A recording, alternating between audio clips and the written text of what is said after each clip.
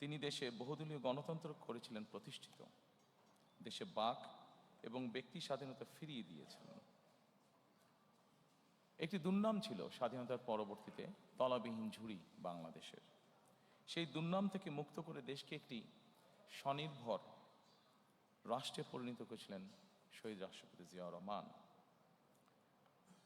তার শাহাদাত বরণের পরে দেশে আবারও স্বৈরাচারের শাসন প্রতিষ্ঠিত হয়েছিল।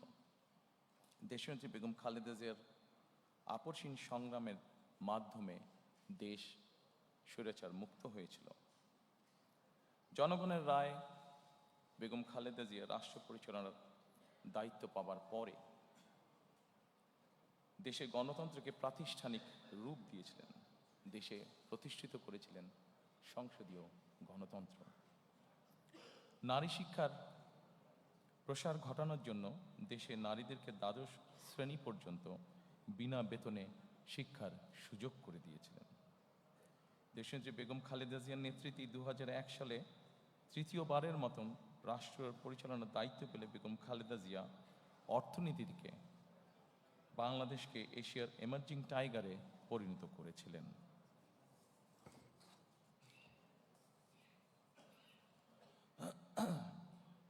প্রিয় সহকর্মীবৃন্দ, ফ্যাসিবাদী শাসনের 1.5 দশকেরও বেশি সময় জনগণের সকল ক্ষমতা কেড়ে নেওয়া হয়েছিল। দেশকে পরিণত করা হয়েছিল একটি তাবেদার রাষ্ট্রে। দেশের সকল সাংবিধানিক প্রতিষ্ঠানগুলোকে অকার্যকর করে দেওয়া হয়েছিল। হাজারো প্রাণের বিনিময়ে বাংলাদেশ ফ্যাসিবাদ মুক্ত হয়েছে। ফ্যাসিবাদ মুক্ত বাংলাদেশে আবারও জনগণের অধিকার প্রতিষ্ঠার সুযোগ তৈরি হয়েছে। সম্মানিত উপস্থিতিবৃন্দ, এবার বাংলাদেশ জনসংখ্যা যারা নারী, কোটি কোটি কৃষক শ্রমিকের জন্য দেশ এবং বিদেশে কর্মসংস্থান একটি স্বনির্ভর বাংলাদেশ গঠন করার জন্যই প্রতিটি সেক্টর ভিত্তিক কর্ম পরিকল্পনা আমরা গ্রহণ করেছি। আগামী 12ই ফেব্রুয়ারি জাতীয় নির্বাচনকে সামনে রেখে বিএনপির পরিকল্পনাগুলো ম্যানিফেস্টো আকারে আমি আপনাদের সামনে সংক্ষেপে এখন উপস্থাপন করতে চাই। আমি চেষ্টা করব খুব সংক্ষেপে বলার জন্য, খুব দীর্ঘ করে আপনাদের বিরক্তির উদ্রেক আমি করতে চাই না।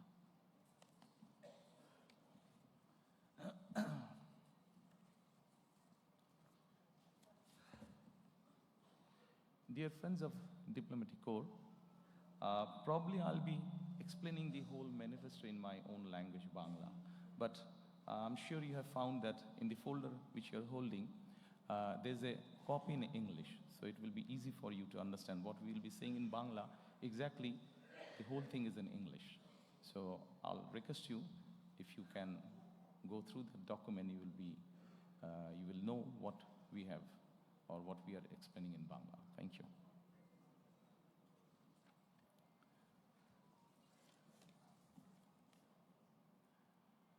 সম্মানিত উপস্থিতিবৃন্দ, আমাদের সামগ্রিক পরিকল্পনাটিকে আমরা একটু ভাগ করেছি। মোটামুটি আপনাদের সামনে স্ক্রিন যেটা আছে, দুপাশে স্ক্রিন আপনারা যদি দেখুন, এই স্ক্রিনে আমরা 5টা স্তম্ভের মধ্যে বা 5টা ভাগে আমরা ভাগ করেছি এবং এই 5টা ভাগকে যদি আমরা দেখি, এর ভেতরে আমরা বাকি জিনিসগুলোকে নিয়ে আসার চেষ্টা করেছি। আমাদের কাছে যতটুকু মনে হয়েছে কোনটা কোথায় সামঞ্জস্যপূর্ণ, সেভাবে আমরা সেই ডিপার্টমেন্টের মধ্যে সেগুলোকে আমরা ইনসার্ট করেছি। প্রথমে আমরা যেটি বলেছি রাষ্ট্র ব্যবস্থার সংস্কার, দ্বিতীয়ত আমরা বলেছি বৈষম্যহীন আর্থসামাজিক উন্নয়ন ও টেকসই রাষ্ট্রীয় সক্ষমতা অর্জন, তৃতীয়ত আমরা বলেছি ভঙ্গুর অর্থনীতির পুনর্গঠন ও পুনরুদ্ধার, চতুর্থত আমরা বলেছি অঞ্চল ভিত্তিক সুষম উন্নয়ন এবং পঞ্চম বা শেষ যেটি ধর্ম, সমাজ, ক্রীড়া, সংস্কৃতি ও সংহতি বিষয়ক যে বিষয়গুলো আছে। এখন আমরা প্রথমেই চলে আসি রাষ্ট্র ব্যবস্থার সংস্কার। সম্মানিত উপস্থিতিবৃন্দ, রাষ্ট্র ব্যবস্থার যে সংস্কার, আমরা যারা বিভিন্নভাবে প্রতিদিন খবর রাখি দেশ জাতি সবকিছু দেখে আমরা এতটুকু বুঝেছি, আমাদের রাষ্ট্রীয় ব্যবস্থার মধ্যে বেশ কিছু সংস্কারের প্রয়োজন আছে। আপনাদের কাছে যে ফোল্ডারটি আছে, এখানে আপনারা যদি দেখেন, এর ভেতরে কয়েকটি ভাগ আমরা করেছি: গণতন্ত্র ও জাতি গঠন, মুক্তিযুদ্ধ, অভ্যুত্থান, সাংবিধানিক সংস্কার, সুশাসন এবং স্থানীয় সরকার। আমি ডিটেইল আলোচনায় যাব না। আমি প্রথমেই শুরু করতে চাই গণতন্ত্র ও জাতি গঠন। গণতন্ত্র এবং জাতি গঠনে যদি আমরা দেখি, প্রথমেই আমরা একটি কথা সেখানে লিখেছি।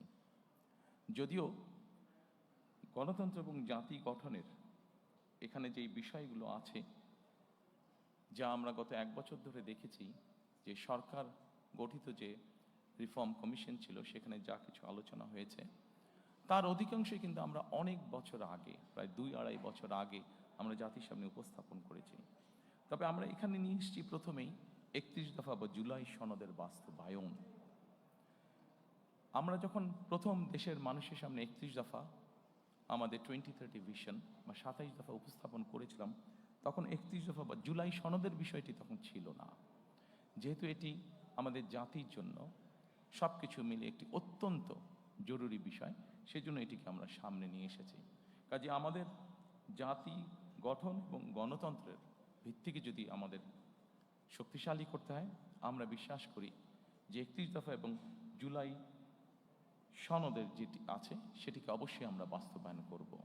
কারণ জুলাই সনদের যে মেইন বিষয়গুলো আছে, সেগুলোর সাথে আমাদের 31 দফার অনেক কিছুর মিল আছে, যা আমরা অনেক আগেই জাতির সামনে উপস্থাপন করেছিলাম।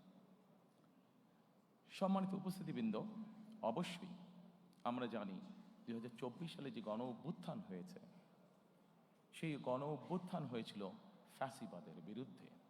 এবং এই মুহূর্তে আমরা বাংলাদেশের যে কোনো প্রান্তরে যে কোনো মানুষের সাথে যদি কথা বলি, যারা গণতন্ত্রে বিশ্বাস করে, যারা দেশের স্বাধীনতা সার্বভৌমত্বে বিশ্বাস করে, এরকম জ্ঞানসম্পন্ন যে কোনো মানুষের সাথে করি, প্রত্যেকটি মানুষ এক বাক্যে বলবে যে অবশ্যই আমরা ফ্যাসিবাদের পুনরাবৃত্তি চাই না। এবং যেহেতু আমরা ফ্যাসিবাদের পুনরাবৃত্তি চাই না, দলমত নির্বিশেষে প্রত্যেকটি মানুষ এই কথা বলবে, সেজন্যই আমরা এটিকে গুরুত্ব আরোপ করেছি। এবং এই ফ্যাসিবাদের পুনরাবৃত্তি যদি না চাই, অবশ্যই আমাদেরকে ডেমোক্রেটিক প্রসেস বা গণতন্ত্রের চর্চা আমাদেরকে অব্যাহত রাখতে হবে। আমরা জনগণের শাসনের কথা বলি। সম্মানিত উপস্থিতিবৃন্দ, জনগণের কাছে আমরা শাসনের কথা বলি, জনগণের অধিকার প্রতিষ্ঠার কথা বলি। আমি ব্যক্তিগতভাবে একজন রাজনৈতিক কর্মী হিসাবে মনে করি, বিশ্বাস করি দৃঢ়ভাবে, যে জনগণের শাসনের যদি আমাদেরকে প্রতিষ্ঠিত করতে হয়, জনগণের যদি আসলে আমরা ভাগ্যের পরিবর্তন করতে চাই, তবে একটি বিষয় আমাদেরকে নিশ্চিত করতে হবে, সেটা হচ্ছে জবাবদিহিতা বা অ্যাকাউন্টেবিলিটি। আমাদের সমাজের প্রত্যেকটি স্তরে, রাষ্ট্র পরিচালনার প্রত্যেকটি স্তরে, সরকার পরিচালনার প্রত্যেকটি স্তরে ধীরে ধীরে আমাদেরকে অ্যাকাউন্টেবিলিটি বা জবাবদিহিতা আমাদেরকে প্রতিষ্ঠিত করতে হবে। অর্থাৎ যারা যে দায়িত্বে থাকবেন, তাদেরকে অবশ্যই জনগণের কাছে কোনো না কোনোভাবে তাদের কাজের জন্য জবাবদিহিতা করতে হবে, অ্যাকাউন্টেবল থাকতে হবে তাদেরকে। আমরা যদি বিগত 16-17 বছরে যা হয়েছে আমরা দেখেছি, খুব সহজে আমরা একটি কথা বলতে পারবো, যেহেতু ভোটই ছিল না, দেশে নির্বাচন ব্যবস্থাই ছিল না, ফলে জবাবদিহিতাও ছিল না। এবং জবাবদিহিতা ছিল না বলেই আমরা অপশাসন দেখেছি, জবাবদিহিতা ছিল না বলেই আমরা দুর্নীতি দেখেছি ট্রিমেন্ডাস হারে। সম্মানিত উপস্থিতিবৃন্দ, আমাদেরকে জবাবদিহিতা যদি নিশ্চিত করতে হয়, গণতন্ত্রকে যদি নিশ্চিত করতে হবে, তবে অবশ্যই আরেকটি বিষয় আমাদেরকে নিশ্চিত করতে হবে, যেটি বিএনপির একটি ট্র্যাডিশন, যেটি বিএনপি যখনই রাষ্ট্র পরিচালনার সুযোগ পেয়েছে, সবসময় বিএনপি চেষ্টা করেছে এই প্র্যাকটিসটিকে অব্যাহত রাখতে। গণমাধ্যম এবং মত প্রকাশের স্বাধীনতা। কারণ গণমাধ্যমের স্বাধীনতা যদি না থাকে, মত প্রকাশের স্বাধীনতা যদি না থাকে, তাহলে অবশ্যই জবাবদিহিতাকে আমরা ধরে রাখতে পারবো না। এবং সেই জন্যই রাজনৈতিক কর্মী হিসাবে এবং আমার দলের অবস্থান থেকে আমরা দৃঢ়ভাবে যে কোনো মূল্যে এই ব্যাপারটিকে নিশ্চিত করতে চাই। প্রিয় উপস্থিতিবৃন্দ, আমরা যদি 2001 থেকে 2006 সাল পর্যন্ত পত্রপত্রিকাগুলো দেখি, আমরা দেখব সেই সময় পত্রপত্রিকাগুলো স্বাধীনভাবে তাদের মতামত উপস্থাপন করেছেন বা বক্তব্য তুলে ধরেছেন। এবং পত্রিকাগুলো এখনও আছে। আমরা পত্রিকাগুলো খুললেই দেখতে পাবো যেভাবে বিভিন্নভাবে সরকারকে, তৎকালীন সরকারকে সমালোচনা করা হয়েছে। কিন্তু আমি খুব দৃঢ়ভাবে বলতে পারবো যে যেদিন যেই পত্রিকায় সরকারের বিভিন্ন বিষয় নিয়ে সমালোচনা করা হয়েছে, সেদিন সন্ধ্যার পরে কোনো এজেন্সি থেকে কোনো পত্রিকার কাছে কোনো ফোন আসেনি যে এই নিউজটা সরাতে হবে, এই নিউজটা কেন করলেন, বা এই ধরনের কোনো ফোন আসেনি, যা আমরা অবশ্যই গত 16-17 বছর দেখেছি।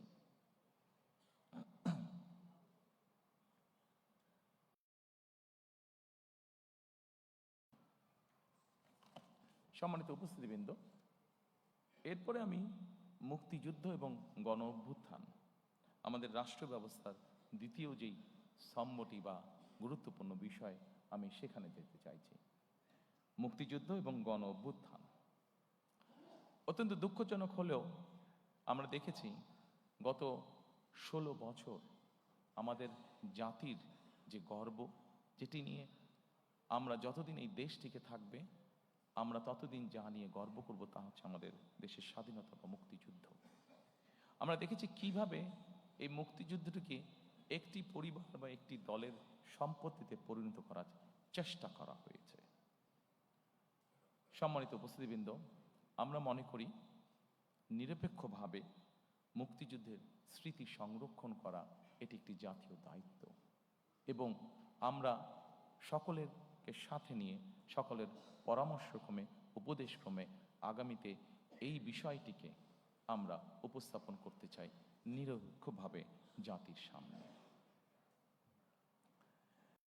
এরপরে আরেকটি গুরুত্বপূর্ণ বিষয়ের দিকে আমরা নজর দিতে চাই।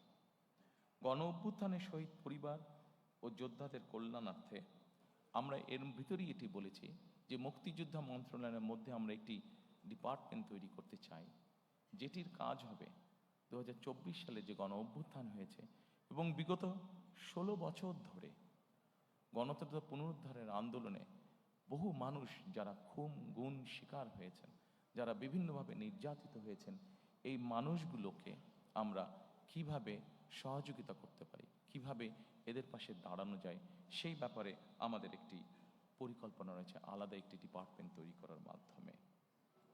সম্মানিত উপস্থিতিবৃন্দ, আন্দোলনের সময় যারা শহীদ হয়েছেন, আমাদের একটি পরিকল্পনা রয়েছে সেই শহীদরা, তাদের বিভিন্ন এলাকা আছে, যারা যেই এলাকার স্বাভাবিকভাবে দেশ সামনের দিকে এগিয়ে নিয়ে যাবে। মানুষের প্রয়োজনে আমরা হাসপাতাল তৈরি করব, দেশের ভবিষ্যৎ প্রজন্মদের শিক্ষার জন্য আমরা শিক্ষা প্রতিষ্ঠান তৈরি করব ইনশাআল্লাহ। আমরা মানুষের যোগাযোগ ব্যবস্থা উন্নয়নের জন্য আমরা যোগাযোগ ব্যবস্থাকে উন্নয়ন করব, ব্রিজ, রাস্তাঘাট, বড় রাস্তাঘাট নির্মাণের মাধ্যমে। আমরা সিদ্ধান্ত গ্রহণ করেছি যে এই শহীদরা যাতে যুগের পর যুগ তারা হারিয়ে না যায়, বরং তারা যাতে মানুষের সামনে থাকতে পারে, সেজন্য এই সকল রাষ্ট্রীয় প্রতিষ্ঠান যেগুলো হবে, সেগুলো আমরা সেই এলাকার যারা গুম খুন শহীদ হয়েছেন তাদের নামে আমরা নামকরণ করব। সম্মানিত উপস্থিতিবৃন্দ, বাংলাদেশ জাতীয়তাবাদী দল বিএনপি একমাত্র একটি দল যারা 1971 এবং 24-90 দেশের স্বাধীনতা, দেশের গণ অভ্যুত্থান, দেশের গণতন্ত্রের পুনরুদ্ধারের আন্দোলন প্রত্যেকটিকে বিএনপি একমাত্র রাজনৈতিক দল যারা ধারণ করে বা করতে পারে। সম্মানিত উপস্থিতিবৃন্দ, গণ অভ্যুত্থান ও ফ্যাসিবাদী আন্দোলনে শহীদদের অবশ্যই সার্বিক সহায়তা প্রদান আমাদের অন্যতম লক্ষ্য, যা এরই ভিতরে আমি আপনাদের সামনে উপস্থাপন করেছি। এরপরে আমি আপনাদেরকে অনুরোধ করব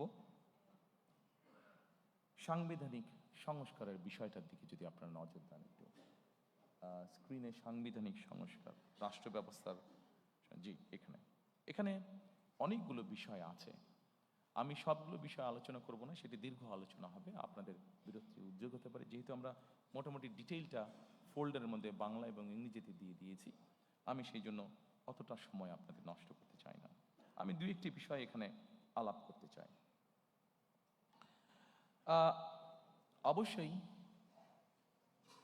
শহীদ রাষ্ট্রপতি জিয়াউর রহমান যখন দেশ পরিচালনার দায়িত্ব পান, যেহেতু আমাদের দেশের অধিকাংশ মানুষ মুসলমান, আমরা সংবিধানে সেই জন্য বিসমিল্লাহির রহমানির রহিম এবং আল্লাহর উপরে, সর্বশক্তিমান আল্লাহর প্রতি পূর্ণ আস্থা ও বিশ্বাস, এই কথাটি সংযোজন করেছিলেন।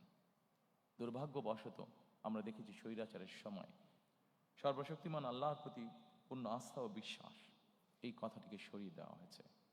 ইনশাল্লাহ 12 তারিখের নির্বাচনে বাংলাদেশের জনগণের সমর্থনে বিএনপি সরকার গঠনে সক্ষম হলে আমরা সংবিধানে সর্বশক্তিমান আল্লাহর প্রতি পূর্ণ আস্থা ও বিশ্বাস, এই রাষ্ট্র পরিচালনার মূলনীতি হিসাবে আমরা সংবিধানে এটিকে পুনঃস্থাপন করতে চাই।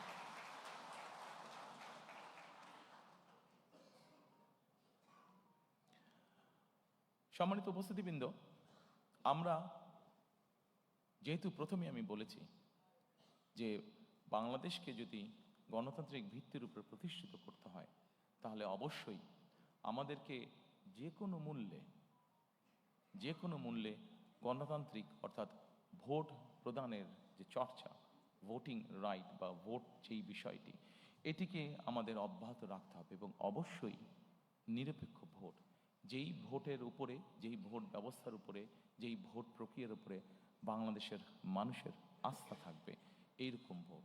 এবং বাংলাদেশের মানুষের মনে করার কারণ আছে এরকম একটি নির্বাচন, কারণ অতীতে আমরা দেখেছি 91 সাল, 96 সাল, 2001 সাল যদি আমরা বিবেচনা করি, বাংলাদেশের মানুষ দৃঢ়ভাবে বিশ্বাস করে যে একটি নিরপেক্ষ নির্বাচনের নিশ্চয়তা একমাত্র একটি অরাজনৈতিক সরকার অর্থাৎ তত্ত্বাবধায়ক সরকার বা কেয়ারটেকার সরকারই এনশিওর করতে পারে।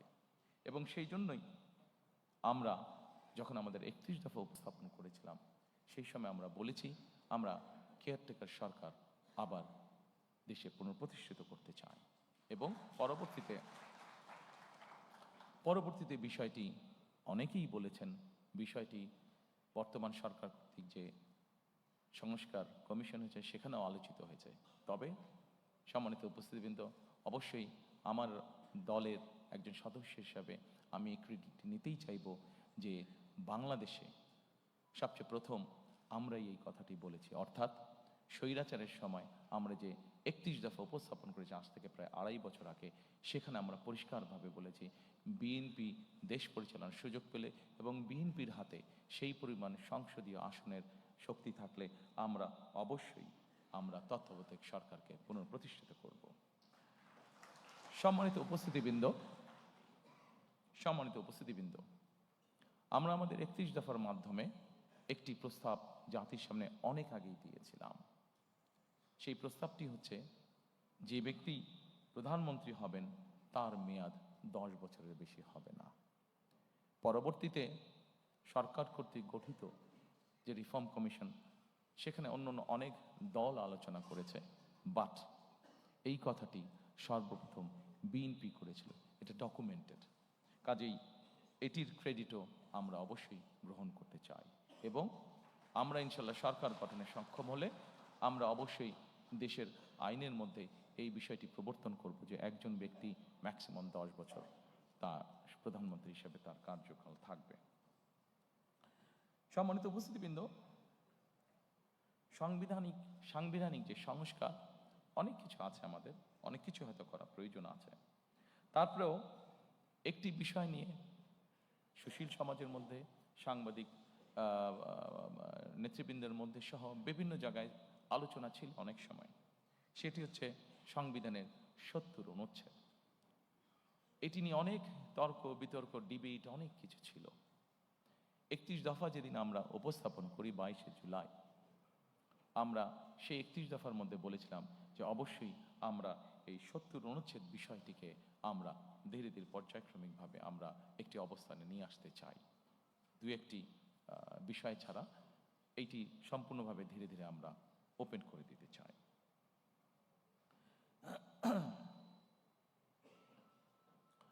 সম্মানিত উপস্থিতিবৃন্দ, আমরা সকল সময় মনে করি, বাংলাদেশ জাতীয়তাবাদী দল মনে করে, আমরা আমাদের ৩১ দফার মাধ্যমে সেটি উপস্থাপন করেছি। আমরা বিভিন্ন সময় আমাদের বিভিন্ন বক্তব্য সেটা উপস্থাপন করেছি। আমরা মনে করি আমরা যারা প্রতিদিনকার রাজনীতি করি, এই যে সংসদে ৩০০ আসন, এই ৩০০ আসনে যারা সদস্য নির্বাচিত হবেন, তারা প্রতিদিনকার রাজনীতি করছেন। কিন্তু এই প্রতিদিনকার রাজনীতির বাইরেও সমাজে অনেক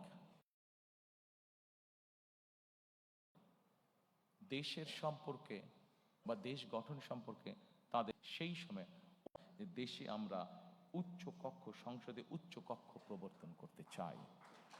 আমরা চাই বাংলাদেশে সমাজের সকল শ্রেণী পেশা, শুধু রাজনীতিবিদ নয়, রাজনীতিবিদদের বাইরেও যে সকল ব্যক্তি আছেন যারা কন্ট্রিবিউট করতে পারেন, সকলের মতামতের ভিত্তিতে, সকলের পরামর্শের ভিত্তিতে আমরা ধীরে ধীরে দেশকে সামনের দিকে পুনর্গঠন করতে চাই। সম্মানিত উপস্থিতিবৃন্দ, এই সাংবিধানিক সংস্কার প্রক্রিয়ার মধ্যে আরো অনেকগুলো পয়েন্ট আছে যা আপনারা দেখতে পাচ্ছেন। তবে আমি মনে করি সকল পয়েন্টগুলো এখানে হয়তো আলোচনা করলে অনেক দীর্ঘ সময় লাগবে। আমি সবকিছু হয়তো আজকে এখানে আলোচনা করছি না। এরপরে আমি আপনাদেরকে আমন্ত্রণ জানাবো সুশাসন। আমাদের রাষ্ট্র ব্যবস্থার সংস্কারের মধ্যে আরেকটি চ্যাপ্টার আছে, সেটি হচ্ছে সুশাসন। সম্মানিত উপস্থিতিবৃন্দ, আমরা যত পরিকল্পনাই গ্রহণ করি না কেন, সকল পরিকল্পনা যদি আমাদের বাস্তবায়ন করতে হয়, যে কোনো প্ল্যান আমরা গ্রহণ করি, এটাকে যদি ইমপ্লিমেন্ট করতে হয়, তাহলে অবশ্যই সুশাসন বলতে যা বোঝায় বা রুল অফ ল বলতে যা বোঝায়, সেটি আমাদেরকে যে কোনো মূল্যে বাস্তবায়ন করতে হবে। একটি সরকার যদি সুশাসন দিতে না পারে, তাহলে তার কোনো পরিকল্পনা যেমন বাস্তবায়ন হবে না, জনগণেরও কোনো লাভ হবে না। এবং সেজন্যই সুশাসনের মধ্যে একটি অন্যতম বিষয় হচ্ছে দুর্নীতির দমন বা দুর্নীতির যে করাল ক্লাস, দুর্নীতির যে প্রভাব, যে বিস্তার আমরা গত ২ যুগ ধরে প্রায় দেখেছি, সেই বিস্তারকে যে কোনো মূল্যে রোধ করা। সম্মানিত উপস্থিতিবৃন্দ, বিএনপি একটি রাজনৈতিক দল যারা ২০০১ সালে বাংলাদেশের জনগণের ম্যান্ডেট নিয়ে সরকার পরিচালনার দায়িত্ব পায়। আমরা যখন পরিচালনার দায়িত্ব পাই, তখন আমরা একটি খুব কষ্টকর একটি বোঝা আমরা ইনহেরিট করি। কি সেই বোঝাটি? সেটি হচ্ছে দুর্নীতি। ২০০১ সালে বাংলাদেশকে আন্তর্জাতিক সংস্থা দুর্নীতিতে চ্যাম্পিয়ন ঘোষণা করেছিল। আমরা যদি আন্তর্জাতিক ফ্যাক্টস ফিগারগুলো তারপর থেকে দেখি, ২০০১ সালের পর থেকে দেখি, বিএনপি খুব স্বাভাবিকভাবে এটি আমরা ইনহেরিট করেছিলাম, এই আনওয়ান্টেড যে লাইবিলিটিটা বা আনওয়ান্টেড যে বোঝাটা, এটা যেটা আমরা ইনহেরিট করেছিলাম। এবং তারপরে আমরা যদি খেয়াল করি, ফ্যাক্টস ফিগার যা বলে, বেগম খালেদা জিয়া সরকার পরিচালনা করার পর থেকে খুব কঠোর ছিলেন এই বিষয়ে, খুব কঠোর ছিলেন এই বিষয়ে। এবং তার কঠোরতার ফলেই আমরা যদি স্ট্যাটিস্টিকগুলো দেখি, তাহলে আমরা দেখব ধীরে ধীরে ধীরে ধীরে বাংলাদেশ দুর্নীতিতে আস্তে আস্তে এইটাতে ডেভেলপ করতে থাকে। এবং ২০০৬ সালে যখন আমরা তত্ত্বাবধায়ক সরকারের কাছে ক্ষমতা হস্তান্তর করি, বাংলাদেশ দুর্নীতিতে যে চ্যাম্পিয়ন, এই অপবাদ থেকে বেরিয়ে এসেছিল বাংলাদেশ ২০০৬ সালে। আমি যে স্কোরিংগুলো হয়েছে এই ফোল্ডারে আপনাদের কাছে যেটা আছে, সেই ফোল্ডারের মধ্যে স্কোরিংগুলো সব দেওয়া আছে, আমি ইন ডিটেইলে গেলাম না। তবে সম্মানিত উপস্থিতিবৃন্দ, বাংলাদেশে বিএনপি সরকারই প্রমাণ করেছে একমাত্র যে তারা এই বিষয়টিকে কিভাবে নিয়ন্ত্রণ করতে হয় সেটি তারা জানে, এবং সেই কমিটমেন্টও আমাদের আছে।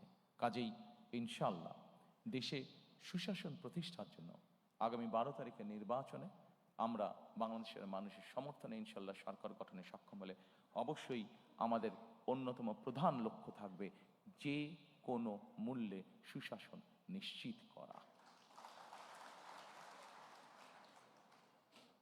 এর ভিতরে অবশ্যই আরেকটি গুরুত্বপূর্ণ বিষয় আছে। আপনারা যদি এই পেজের সুশাসন, এই পেজটির একদম নিচে চলে যান, সেটি হচ্ছে ন্যায়পাল নিয়োগ, যেটি আমাদের অন্যতম লক্ষ্য, ন্যায়পাল নিয়োগ করা, যার মাধ্যমে আমরা আমাদের সুশাসনকে নিশ্চিত করার এক ধাপ এগিয়ে যাব।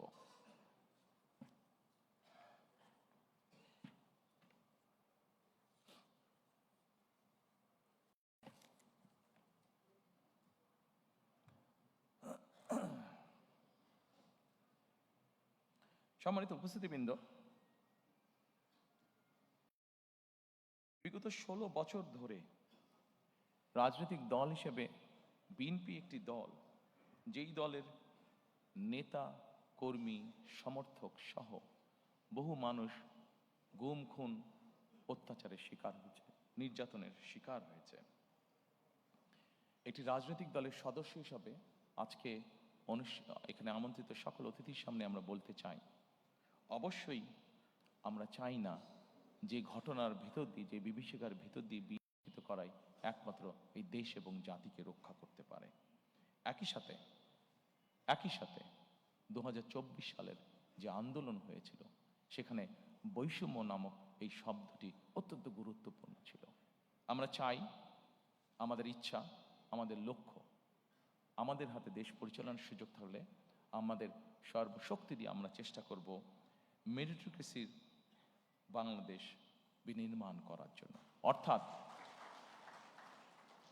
প্রিয় সহকর্মীবৃন্দ, প্রিয় উপস্থিতিবৃন্দ, একটি বিষয় আজকে আমাদেরকে অনুধাবন করতে হবে। একটি রাজনৈতিক সরকার হিসাবে আমরা যদি সঠিক ব্যক্তিকে সঠিক জায়গায় নিয়োগ দিতে না পারি, একটি রাজনৈতিক দল হিসাবে আমাদের পরিকল্পনা আছে। আমরা এমন কোনো ব্যক্তিকে যদি এমন কোনো জায়গায় নিয়োগ দিই যার যোগ্যতা তার নেই, তাহলে সবচেয়ে আগে ক্ষতিগ্রস্ত হবে আমার সেই রাজনৈতিক সরকার। কারণ আমার পরিকল্পনা বাস্তবায়নের যোগ্যতাই তার নেই। ফলে ক্ষতিগ্রস্ত হবে দেশ, ক্ষতিগ্রস্ত হবে দেশের জনগণ। সেজন্য আমরা দৃঢ়ভাবে বিশ্বাস করি, দেশকে যদি পুনর্গঠন করতে হয়, দেশকে যদি সামনের দিকে নিয়ে যেতে হয়, অবশ্যই আমাদেরকে মেরিটোক্রেসি অর্থাৎ মেধাকে আমাদের অবশ্যই প্রায়োরিটি দিতে হবে। যার যেই যোগ্যতা যেখানে, তাকে আমরা দিতে পারি। ব্যক্তিগতভাবে আমি বিশ্বাস করি যে আমি যখন একজন মেধাবীকে, সে যেই রাজনৈতিক আদর্শে বিশ্বাস করুক না কেন, আমি যদি একজন মেধাবীতে এখানে আসতে সক্ষম হয়েছি, কাজেই বিএনপি সরকার নিরপেক্ষতা নিশ্চিত করেছে। কাজেই আমি চেষ্টা করব যে বিএনপি সরকার। সম্মানিত উপস্থিতিবৃন্দ, একজন রাজনৈতিক কর্মী হিসাবে আমি নিজের অভিজ্ঞতা থেকে বলতে পারি যে বিচার বিভাগকে কিভাবে নিয়ন্ত্রণ করা হয়েছিল বিগত স্বৈরাচারের সময়। আমি, আমার মা, আমার পরিবার, আমরা এই বিচার বিভাগের নির্যাতনের ভিতর দিয়ে আমরা গিয়েছি। প্রিয় সহকর্মীবৃন্দ, একজন মানুষ হিসাবে, একজন রাজনৈতিক কর্মী হিসাবে আমার সর্বোচ্চ চেষ্টা থাকবে যে যে কোনো মূল্যে বিচার বিভাগের যে স্বাধীনতা, সেটিকে নিশ্চিত করা। কারণ আমি নিজে ভুক্তভোগী কিভাবে বিচার বিভাগ একজন মানুষের জীবন, একটি সংসার ধ্বংস করে দিতে পারে। সেই জন্য আমরা সরকার গঠনে সক্ষম হলে আমাদের সর্বোচ্চ চেষ্টা থাকবে যে কোনো মূল্যে বিচার বিভাগের স্বাধীনতাকে নিশ্চিত করা। সম্মানিত উপস্থিতিবৃন্দ, এরপরে আপনাদেরকে আমি অনুরোধ করব, রাষ্ট্র ব্যবস্থার সংস্কারের শেষ যেই ঘটে স্থানীয় সরকার, সেখানে যদি আপনারা একটু দৃষ্টি দেন। সম্মানিত উপস্থিতিবৃন্দ, বিএনপি বিশ্বাস করে স্থানীয় সরকার হলো গণতন্ত্র এবং উন্নয়নের প্রাণ কেন্দ্র। আমাদের এখানে অনেকেরই অভিজ্ঞতা আছে বিভিন্ন দেশ দেখার, বিশেষ করে ইউরোপের উন্নত দেশগুলো দেখার। আমি নিজেও অনেকদিন ইউকেতে থাকতে বাধ্য হয়েছি। আমি সেখানে যতটুকু দেখেছি, আমার যতটুকু অভিজ্ঞতা হয়েছে, যে স্থানীয় সরকার বলতে যেই সরকারটিকে বোঝায়, এটিকে যদি আমরা স্বাধীনভাবে কাজ করতে দিতে সক্ষম হই, এটিকে যদি আমরা একটি প্রাতিষ্ঠানিক রূপ হিসেবে ধীরে ধীরে গড়ে তুলতে পারি, তাহলে দেশের অনেক সমস্যার সমাধান করা স্থানীয়ভাবে সম্ভব হবে। দুঃখজনকভাবে হলেও আমাদের দেশের টেকনাফের একজন মানুষকে বা তেঁতুলের একজন মানুষকে অনেক সময় ঢাকায় আসতে হয় বিভিন্ন কাজে, ছোট্ট একটি কাজে হয়তো তাকে ঢাকায় আসতে হয়।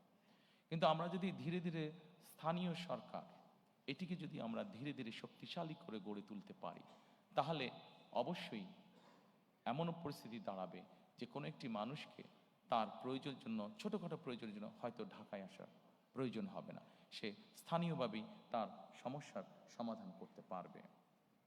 শুধু তাই নয়, স্থানীয় সরকারটিকে যদি আমরা শক্তিশালী করতে পারি, তাহলে আমরা গণতন্ত্র নিয়ে যেই কথা বলছি, গণতন্ত্রের ভিত্তিটাকে শক্তিশালী করার জন্য যেই কথাটা বলছি, সেটিও করতে আমরা সক্ষম হব।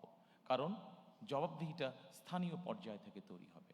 জবাবদিহিতা যখন স্থানীয় পর্যায় থেকে তৈরি হবে, মানুষের জীবনমান উন্নয়ন হতে তখন বাধ্য, দুর্নীতি কমে আসতে তখন বাধ্য, প্রকৃত উন্নয়ন বলতে যা বোঝায়, আইন শৃঙ্খলা বলতে যা বোঝায়, সকল কিছু তখন ধীরে ধীরে ভালোর দিকে এগোতে থাকবে।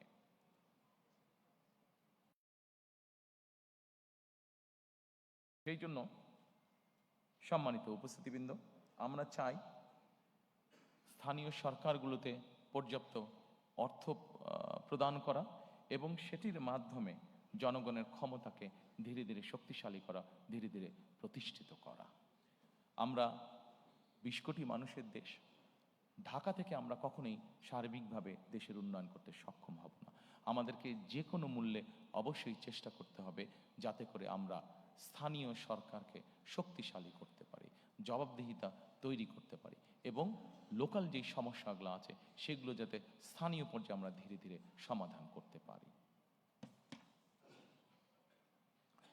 সম্মানিত উপস্থিতিবৃন্দ, এরপরে আমি আপনাদেরকে আমন্ত্রণ করব আমাদের দ্বিতীয় স্তম্ভ বা দ্বিতীয় পিলারটি দেখার জন্য, যেটাকে আমরা নামকরণ করেছি বৈষম্যহীন আর্থ-সামাজিক উন্নয়ন ও টেকসই রাষ্ট্রীয় সক্ষমতা অর্জন।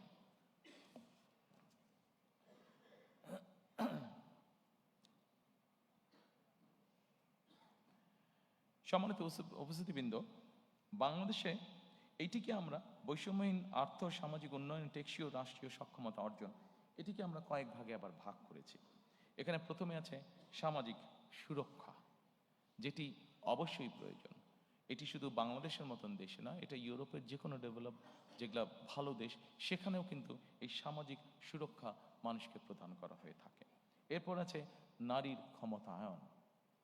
একটি দেশ, যেই দেশের অর্ধেক জনসংখ্যা হচ্ছে নারী, সেখানে নারীর ক্ষমতায়ন যদি আমরা নিশ্চিত করতে না পারি, আমরা যত বড় বড় কথাই বলি না কেন, কোনোটি কখনো সাকসেসফুল করা সম্ভব নয়। এরপরে আছে, এই ঘরের মধ্যে আছে কৃষি এবং খাদ্য, দুটো একইভাবে রিলেটেড। কৃষি যদি ভালো না হয়, খাদ্যের সরবরাহ যদি ঠিকভাবে না থাকে, স্বাভাবিকভাবে মানুষ অপুষ্টি সহ বিভিন্নভাবে আস্তে আস্তে পিছিয়ে যাবে। গুরুত্বপূর্ণ একটি বিষয় আছে কর্মসংস্থান এবং যুব উন্নয়ন। আমাদের 4.5 কোটি প্রায় ইয়াং মানুষ, এই মানুষদেরকে যদি আমরা কর্মসংস্থান বা উন্নয়নের দিকে নিয়ে যেতে না পারি, কোনোভাবেই সম্ভব না উন্নয়নকে ধরে রাখা। শিক্ষা, মানব সম্পদ, স্বাস্থ্যসেবা, প্রত্যেকটি আমাদের জানাতে অত্যন্ত গুরুত্বপূর্ণ। এরপরে একটি বিষয় আসছে প্রতিরক্ষা এবং পররাষ্ট্রনীতি। আমরা যখন ওই ঘরে যাব, আমি আপনাদের সাথে সংক্ষেপে এই বিষয়টি, আমার মতামতটি আপনাদের সামনে তুলে ধরবো বা আমাদের পর্যালোচনা। এরপরে আছে আমাদের প্রায় 1.5 কোটি মানুষ প্রবাসে বাস করেন এবং তারা আমাদেরকে দেশ গঠনে বিভিন্নভাবে সহযোগিতা করেন। তাদেরকে নিয়ে আমাদের কি চিন্তা, সেটিও সংক্ষেপে আপনাদের সামনে তুলে ধরব। এবং এরপরে আসছে পরিবেশ, পানি ও দুর্যোগ ব্যবস্থাপনা। আমরা যদি প্রথমে আসি, সম্মানিত উপস্থিতিবৃন্দ, সামাজিক সুরক্ষা। বাংলাদেশে 4 কোটি মানুষ, 4 কোটিরও বেশি মানুষ দারিদ্রতার ভিতরে বা চরম দারিদ্রতার ভিতরে বাস করছে। এর মধ্যে দেশে প্রায় 53 লক্ষ নারী আছে যারা বিধবা। একটি বড় অংশ আছে যাদেরকে নিয়ে আমরা সাধারণত কথা বলি না, বলার সুযোগ হয় না, অথবা বিভিন্ন কারণে আমরা এড়িয়ে যাই। সেটি হচ্ছে প্রতিবন্ধী মানুষ। যেভাবেই হোক আমাদের সমাজ ব্যবস্থার কারণে কেন জানি এই মানুষগুলোকে আমরা চেষ্টা করি লুকিয়ে রাখতে, যেটি একদিক থেকে অন্যায়।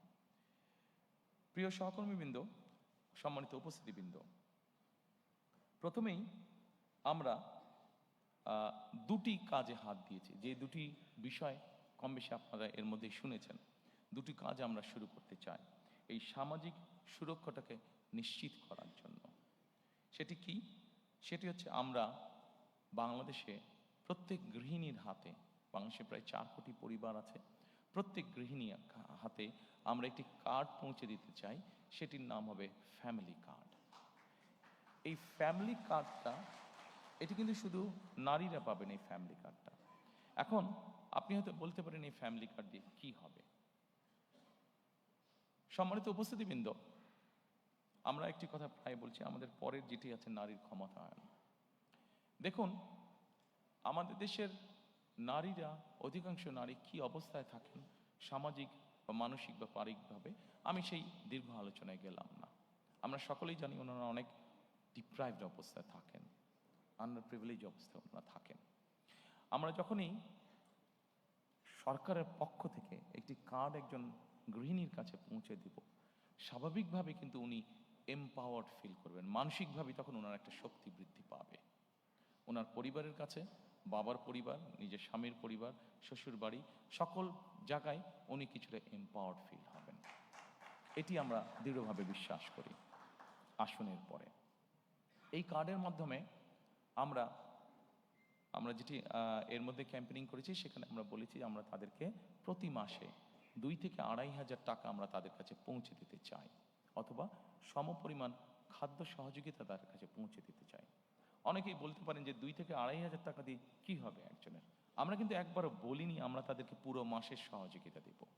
আপনি চিন্তা করে দেখেন, গ্রামের একটি সাধারণ পরিবার যার সদস্য সংখ্যা এভারেজে 5 থেকে 6 জন, আপনি যদি তার এভারেজ খুব এসেনশিয়াল বাজার সদাই যদি আপনি মনে করেন 5 থেকে 6,000 টাকা হয়ে থাকে মিনিমাম, এর নিচে তো কষ্টকর ব্যাপার, এটা হয়ে থাকে, অর্থাৎ 4 সপ্তাহের খরচ যদি চা হয়ে থাকে, আপনি যদি তাকে 2,500 টাকার মতন দেন, তার মানে আপনি তাকে মোটামুটিভাবে 1 সপ্তাহের একটা সাপোর্ট আপনি তাকে দিচ্ছেন। এই 1 সপ্তাহ সাপোর্টটা আমরা যারা আজকে এত সুন্দর জায়গায় বসে আলোচনা করছি, আমাদের কাছে এটা গায়েই লাগবে না বিষয়টা, বাট আমরা যদি তাদের সেই বাস্তব অবস্থায় যাই, এই 1 সপ্তাহের 2,500 টাকার সহযোগিতা তার জন্য বিরাট বড় ব্যাপার। এই 2,500 টাকা সে কোনো না কোনোভাবে খরচ করছে, কিন্তু আপনি যখন তাকে এডিশনাল সাপোর্ট দিবেন, তখন একজন নারী এই 2,500 টাকাটা বিভিন্নভাবে খরচ করবে, অথবা সে তার নিজস্ব খরচ থেকে যেই টাকাটা সে বাঁচাতে পারবে সেটা তার বিভিন্নভাবে সে খরচ করবে। আসুন আমরা সংক্ষেপে দেখি সে কিভাবে কোথায় কোথায় সে খরচ করবে। আমরা যেই স্টাডি করেছি সেখানে আমরা 3টি জায়গা পেয়েছি যেখানে একজন নারী যতটুকু অর্থ বাঁচাতে পারেন সেটা সে খরচ করবে। কোথায় করবে? প্রথমত তার পরিবারের যে সন্তান আছে তাদের খাওয়া দাওয়া, হেলথের পিছনে সে খরচ করবে প্রথমেই, যে তার ছেলেমেয়েরা একটু ভালো খাক, একটু ভালোভাবে খেয়ে পরে থাকুক। আচ্ছা, তারপরে সেখান থেকে যদি সে খরচ বাঁচাতে পারে, তাহলে সে চেষ্টা করবে তার সন্তানদের লেখাপড়ার পিছনে, যে তার সন্তানটা একটু বেটার লেখাপড়া করুক, সে টাকাটা ওখানে খরচ করবে। তারপরে থার্ড জায়গা সে যেটা খরচ করবে, সে যদি টাকা সাশ্রয় করতে পারে, সেভিং করতে পারে, তাহলে সে যেটা করবে, সেটা তার আশেপাশে গ্রাম অঞ্চলে সে ছোট ছোট ছোট বিনিয়োগ করবে, ইনভেস্ট করবে, অর্থাৎ লোকাল ইকোনমিতে সে কন্ট্রিবিউট করবে, লোকাল ইকোনমিটা সে রান করবে।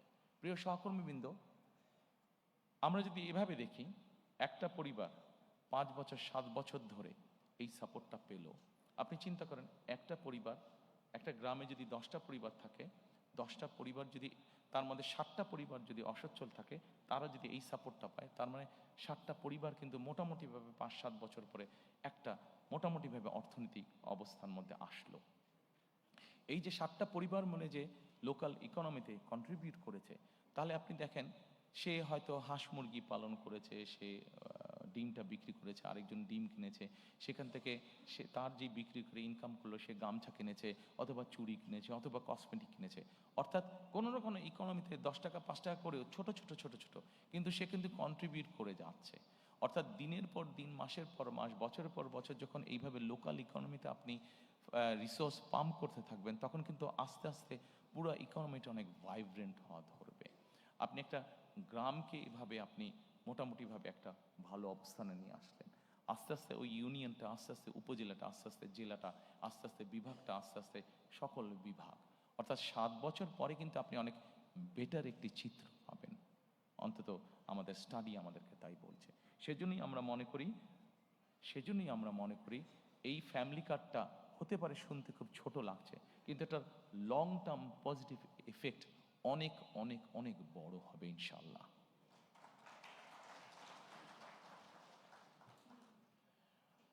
দ্বিতীয়ত, সম্মানিত উপস্থিতিবৃন্দ, আমরা আরেকটি কার্ড ইন্ট্রোডিউস করতে চাচ্ছি, সেটাকে আমরা বলছি ফার্মার্স কার্ড বা কৃষক কার্ড। বাংলাদেশে মোটামুটিভাবে 4 রকমের কৃষক আছে।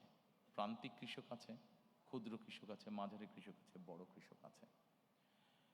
সরকারের হিসাব মতে বিভিন্ন জমির ক্যাটাগরি অনুযায়ী এই কৃষকদেরকে ভাগ করে হয়ে থাকে।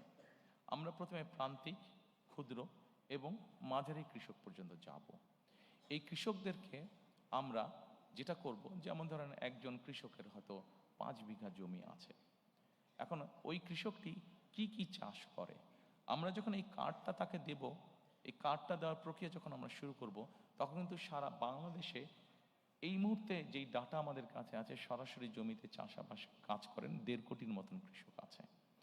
আমরা এই প্রত্যেকটা মানুষকে যাকে যাকে কার্ড দেব, প্রত্যেকটা মানুষকে কে কোথায় কার কতটুকু জমি আছে, কে কি চাষ করছে, পুরো জিনিসটাকে একটা আমরা ডাটা প্রসেসের মধ্যে, পুরো একটা সিস্টেমের মধ্যে আমরা নিয়ে আসবো। কাজে সাতক্ষীরায় কোন এলাকায় কোন কৃষক কি চাষ করছে, টেকনাফে কোন এলাকায় কোন কৃষক চাষ করছে, দিনাজপুরে কোন এলাকায় কোন কৃষক কি চাষ করছে, সব জিনিস আমাদের পুরো সিস্টেমের মধ্যে চলে আসবে। এবং আসার পরে যেটা হবে, আমরা তখন জানতে পারবো যে ঠিক আছে, ওখানে অমুক আলু চাষ করছে, ওখানে অমুক টমেটো চাষ করছে, ওখানে অমুক বাঁধাকপি চাষ করছে। আচ্ছা, বাঁধাকপির সাথে সে আর কি কি চাষ করছে, হয়তো ছোট কৃষক সে, তাকে আমরা এই ফ্যামিলি কার্ডটার মাধ্যমে তার যে কোনো একটা ফসলের সম্পূর্ণ সাপোর্টটা আমরা দেওয়ার চেষ্টা করব। সেটা হচ্ছে বীজ হতে পারে, কীটনাশক ওষুধ এবং সার, এই পরিমাণটা আমরা তাকে দেওয়ার চেষ্টা করব। আপনারা বলতে পারেন যে কেন দেওয়ার চেষ্টা করব? এই জন্য দেওয়ার চেষ্টা করব আমরা, যে বিভিন্ন কারণে তাকে অনেক কষ্টের মধ্যে দিয়ে চালাতে হয়, কিন্তু আমরা যদি এই সাপোর্টটা তাকে অন্তত 5-7 বছর ধরে সাপোর্টটা দিতে পারি, তখন কিন্তু একটা সময় এসে কিন্তু সে একটা জায়গায় এসে দাঁড়াবে, কৃষকটা একটা জায়গায় এসে দাঁড়াবে। অর্থাৎ স্টেট থেকে যে সাপোর্টটা তাকে দেওয়া হবে, তার যেই রিসোর্সটা নিজের কাছ থেকে যেত, সেই রিসোর্সটা সে তখন সেভ করতে পারবে, সেই রিসোর্সটা দিয়ে সে অন্য কোনো কাজ করতে পারবে, যেহেতু স্টেট তাকে একটা সাপোর্ট তাকে দিচ্ছে। এবং we have reason to believe যে এক সময় গিয়ে এই কৃষকটা একজন সচ্ছল কৃষক হিসাবে দাঁড় করাতে পারবে নিজেকে। এবং সেই জন্যই আমরা এই কৃষক কার্ডটা দিতে চাচ্ছি। আপনাদের কাছে হয়তো প্রশ্ন থাকতে পারে যে আমরা কি শুধু যারা জমিতে চাষ করছে তাদেরকে এই কার্ডটা দেবো? নো, আমরা যারা জমিতে চাষাবাস করছেন শুধু তাদেরকেই আমরা এই কার্ডটা দিব না। আমরা এই কার্ডটা দিব মৎস্য চাষি আছে তাদেরকে আমরা দিব, আমরা এই কার্ডটা দিব খামারি আছে, হাঁস মুরগি পালন করছে, গরু পালন করছে, এরকম যারা বিভিন্ন প্রাণী সম্পদ খামারি আছেন, তাদেরকেও আমরা এই কার্ডটা পৌঁছে দিতে চাই, তাদেরকেও আমরা এই কার্ডটা পৌঁছে দিতে চাই। অর্থাৎ সরাসরি স্টেটের পক্ষ থেকে আমরা কার্ডটা পৌঁছে দিতে চাই। প্রিয় সহকর্মীবৃন্দ, এই কার্ডটার মাধ্যমে আমরা যাদেরকে এই কার্ডটা পৌঁছে দিব, একই সাথে কম বেশি এখন সস্তায় সবার কাছেই অ্যাপ থাকে, স্মার্টফোন থাকে। সেই স্মার্টফোনের মধ্যে আমরা তাদেরকে একটা অ্যাপ আমরা ডাউনলোড করে দিব। কি সেই অ্যাপটা? এই অ্যাপটা নিয়ে আমরা অলরেডি কাজ করেছি। বাংলাদেশি একজন সায়েন্টিস্ট, উনি অস্ট্রেলিয়াতে থাকেন, ওই ভদ্রলোক কাজ করছেন এইটা নিয়ে। এর মধ্যে প্রায় 350 প্রায় 500-র মতন কৃষক তার সাথে কানেক্টেডও আছেন। আচ্ছা, এই কৃষকদের সুবিধাটা কি হচ্ছে? যেমন ধরেন আহ, বগুড়াতে বগুড়াতে কোনো একটি উপজেলায় একজন কৃষক আছে, সে আগামীকাল তার জমিতে সার ছিটাবে। এখন আগামীকাল বৃষ্টি হবে কি হবে না, সে একটা ডিলিমার মধ্যে আছে। সে যেটা করতে পারবে, তার কাছে যখন আমরা ওই অ্যাপটা দিয়ে দিব, সেই অ্যাপটা দিয়ে সে চেক করে নিতে পারবে যে কালকে বৃষ্টি হবে কি না। যদি বৃষ্টি হয় সে সারটা দিবে না, যদি বৃষ্টি না হয় তাহলে সে সারটা দেবে। তার ফলে তার সারটা ধুয়ে যাবে না। আমরা এই কার্ডের মাধ্যমে আমরা ওই সিস্টেমটাকে ইন্ট্রোডিউস করে আনতে চাচ্ছি। শুধু এটা নয়, আমরা তাকে স্মার্টফোনের মাধ্যমে আরেকটি অ্যাপও তাকে আমরা সহযোগিতা করব। কি সেই অ্যাপটা? সেই অ্যাপটা হচ্ছে, তার ফোনটা যদি সে তার ফসলের উপরে ধরে, তার ফসলের হেলথের কি অবস্থা, কোনো রোগ বালাই কোনো হয়েছে কিনা ফসলের, সেই জিনিসটাও সে তখন জানতে পারবে। যদিও কৃষকদের নিজেদের একটা অভিজ্ঞতা আছে, কিন্তু আমরা এই অ্যাপটাও ডেভেলপ করেছি, যেটা ধীরে ধীরে ধীরে ধীরে আমরা সারা দেশের সকল কৃষকের কাছে পৌঁছে দিব। কাজেই এই সুবিধাগুলো আছে। এর বাইরে বিমার সুবিধা আছে, এর বাইরে কার্ডটা থাকলে তার জন্য কৃষি লোনের সুবিধা আছে। এই সুবিধাগুলো থাকবে, নর্মাল যেগুলো আছে এই সুবিধাগুলো থাকবেই তাদের কাছে। সম্মানিত উপস্থিতিবৃন্দ, সামাজিক সুরক্ষার মধ্যে আমি ব্যক্তিগতভাবে, এখানে অনেকগুলো আছে আপনারা দেখতে পাচ্ছেন, কই গেল, আপনারা দেখতে পাচ্ছেন অনেকগুলো আছে। তবে এখানে একটি আমরা লাইন রেখেছি, যেটি ব্যক্তিগতভাবে আমি যেটির প্রতি খুবই যত্নশীল, সেটি হচ্ছে পিতামাতার ভরণ পোষণ আইন নামে একটি আইন আছে। এই আইনটিকে আমরা যতটুকু সম্ভব কার্যকর করতে চাই। আমাদের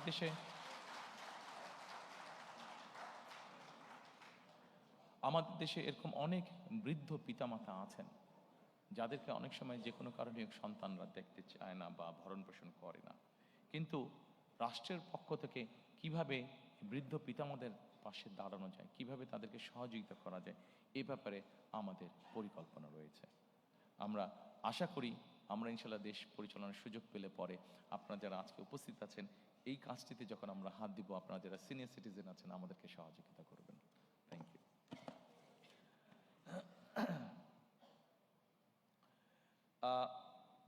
এরপরে আমি আপনাদেরকে অনুরোধ করব, এই বৈষম্যহীন আর্থ সামাজিক উন্নয়নের টেকসই রাষ্ট্রীয় সক্ষমতা অর্জনের এরপরে সেকেন্ড যেটি আছে আমাদের নারীর ক্ষমতায়ন।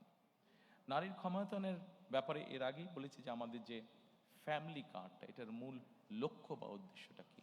মূল লক্ষ্য বা উদ্দেশ্য হচ্ছে, আমরা যদি জিনিসটাকে এইভাবে দেখি, এর আগে বেগম খালেদা জিয়া যতবার রাষ্ট্র পরিচালনা করেছেন, আপনাদের সকলেরই ধারণা আছে যে নারীদের শিক্ষা ব্যবস্থা ক্লাস 1 থেকে 12 পর্যন্ত নারীদের শিক্ষা ব্যবস্থা উনি ফ্রি করেছিলেন। সম্মানিত উপস্থিতিবৃন্দ, আমাদের দেশে এখন যে কোনো স্কুল কলেজ যেখানেই যাই, আমরা যদি এনরোলমেন্ট দেখি, আমরা দেখবো যে ছেলে মেয়ে সমান সমান, ক্ষেত্র বিশেষে মেয়েদের সংখ্যা বেশি বিভিন্ন স্কুল কলেজ সব কিছুতে। এখন শুধু শিক্ষা দিলে তো হবে না, আমি যেটা আগেই বলেছি, শিক্ষার পাশাপাশি তাদেরকে আমাদেরকে অর্থনৈতিকভাবে, সামাজিকভাবে এই নারীদেরকে আমাদেরকে প্রতিষ্ঠিত করতে হবে। এই নারীদেরকে সামাজিক এবং অর্থনৈতিকভাবে প্রতিষ্ঠিত করে, শুধু শিক্ষা আছে, শিক্ষার সাথে সাথে যদি আমরা তাদেরকে অর্থনৈতিকভাবে প্রতিষ্ঠিত করতে পারি, সামাজিকভাবে প্রতিষ্ঠিত করতে পারি, আমরা একটি শক্তিশালী সমাজ গঠন করতে পারবো। যেই সমাজে মানুষ যুক্তি তর্ক দিয়ে চলবে, যেই সমাজে আমরা মনে করি, আমরা আশা করি, যেখানে খুব সুন্দরভাবে আমরা শান্তি স্থাপনের কাজ করতে পারবো। এবং সেজন্যই আমরা ফ্যামিলি কার্ডটি আমরা প্রবর্তন করতে চাই, যেই ফ্যামিলি কার্ডের মাধ্যমে আমরা নারীদেরকে পর্যায়ক্রমিকভাবে ধীরে ধীরে আমরা তাদেরকে অর্থনৈতিকভাবে এবং সামাজিকভাবে তাদেরকে এম্পাওয়ার্ড করতে চাই আমরা। সম্মানিত উপস্থিতিবৃন্দ, আমাদের একটি সেক্টর আছে বাংলাদেশে, যেটিকে আমরা গার্মেন্টস সেক্টর বলি, যেটি নিয়ে আমরা প্রত্যেকটি বাংলাদেশের নাগরিক গর্ব করি। আমরা যখন বিদেশে যাই, যারা বিদেশে থাকি বা বিদেশে যাই, আমরা যখন জামা কাপড় কিনি, যখন লেবেলটা দেখি মেড ইন বাংলাদেশ, আর মুখের মধ্যে সুন্দর একটা হাসি আমাদের ফুটে ওঠে, ভালো লাগে মনের মধ্যে যে এই জামাটা মেড ইন বাংলাদেশ। যখন কোনো ব্র্যান্ডেড শপে আমরা দেখি মেড ইন বাংলাদেশ কাপড়টা, এই গার্মেন্টস শিল্পে বহু নারী কাজ করেন। বলা যায় টোটাল গার্মেন্টস শিল্পে যত মানুষ কাজ করে, যত শ্রমিক কাজ করে, তার 70% বা তার কিছু বেশি নারী শ্রমিক আমাদের। এখন সম্মানিত উপস্থিতিবৃন্দ, শুধু একটি সেক্টরেই কেন আমরা নারী রাখবো? আমাদের নারীরা তো কৃষিতেও কাজ করেন, আমাদের নারীরা তো অন্যান্য অনেক সেক্টরে কাজ করেন।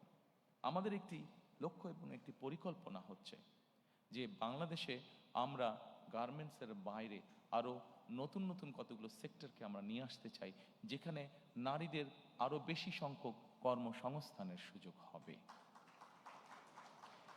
সেটি গার্মেন্টসের মতন অনেক সেক্টর আছে যেগুলোকে আমরা ইজিলি আনতে পারি। সেটি টয় সেক্টর হতে পারে, সেটি লেদার সেক্টর হতে পারে যেখানে নারীরা কাজ করতে পারবেন, সেটি এরকম আরও অনেক সেক্টর আছে যেখানে নারীরা কাজ করতে পারেন। অর্থাৎ আমাদের লক্ষ্য এবং উদ্দেশ্য আছে মোর নাম্বার অফ দেশের যে নারী জনগোষ্ঠী আছে তারা কর্মসংস্থানের ব্যবস্থায় এরকম সেক্টরকে আমাদের ইনভাইট করে দেশের মধ্যে নিয়ে আসা।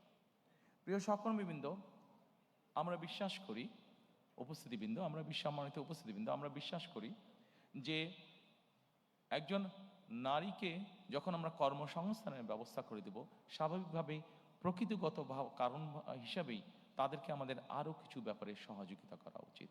তাদের কর্মঘণ্টা কমানো বা বিভিন্নভাবে ডিস্ট্রিবিউট না করে বরঞ্চ আমরা যদি প্রাকৃতিকগতভাবে বিষয়টি বিবেচনা করি, একজন নারীকে তার সন্তানকে অনেক সময় দেখভাল করতে হয়, হয়তো ঘরে হয়তো তার সন্তানকে দেখভাল করার মতন সেই সাপোর্টটা তার নেই, তার কর্মসংস্থানে যাতে তাকে সেই সাপোর্টটা দেওয়া যায়, সেই জন্য আমরা কর্মস্থলে ডে কেয়ার এবং বেস্ট ফিডিং কর্নার আমরা কম্পালসারি করতে চাই। অর্থাৎ একজন নারী যখন তার সন্তানকে নিয়ে কর্মস্থলে আসবেন, উনি যে 8 ঘন্টা বা 10 ঘন্টা বা যতক্ষণই উনি কাজ করেন, অতটুকু সময় যাতে উনি নিশ্চিন্ত মনে কাজ করতে পারেন, সেই ব্যবস্থাটা আমরা এনশিওর করতে চাই।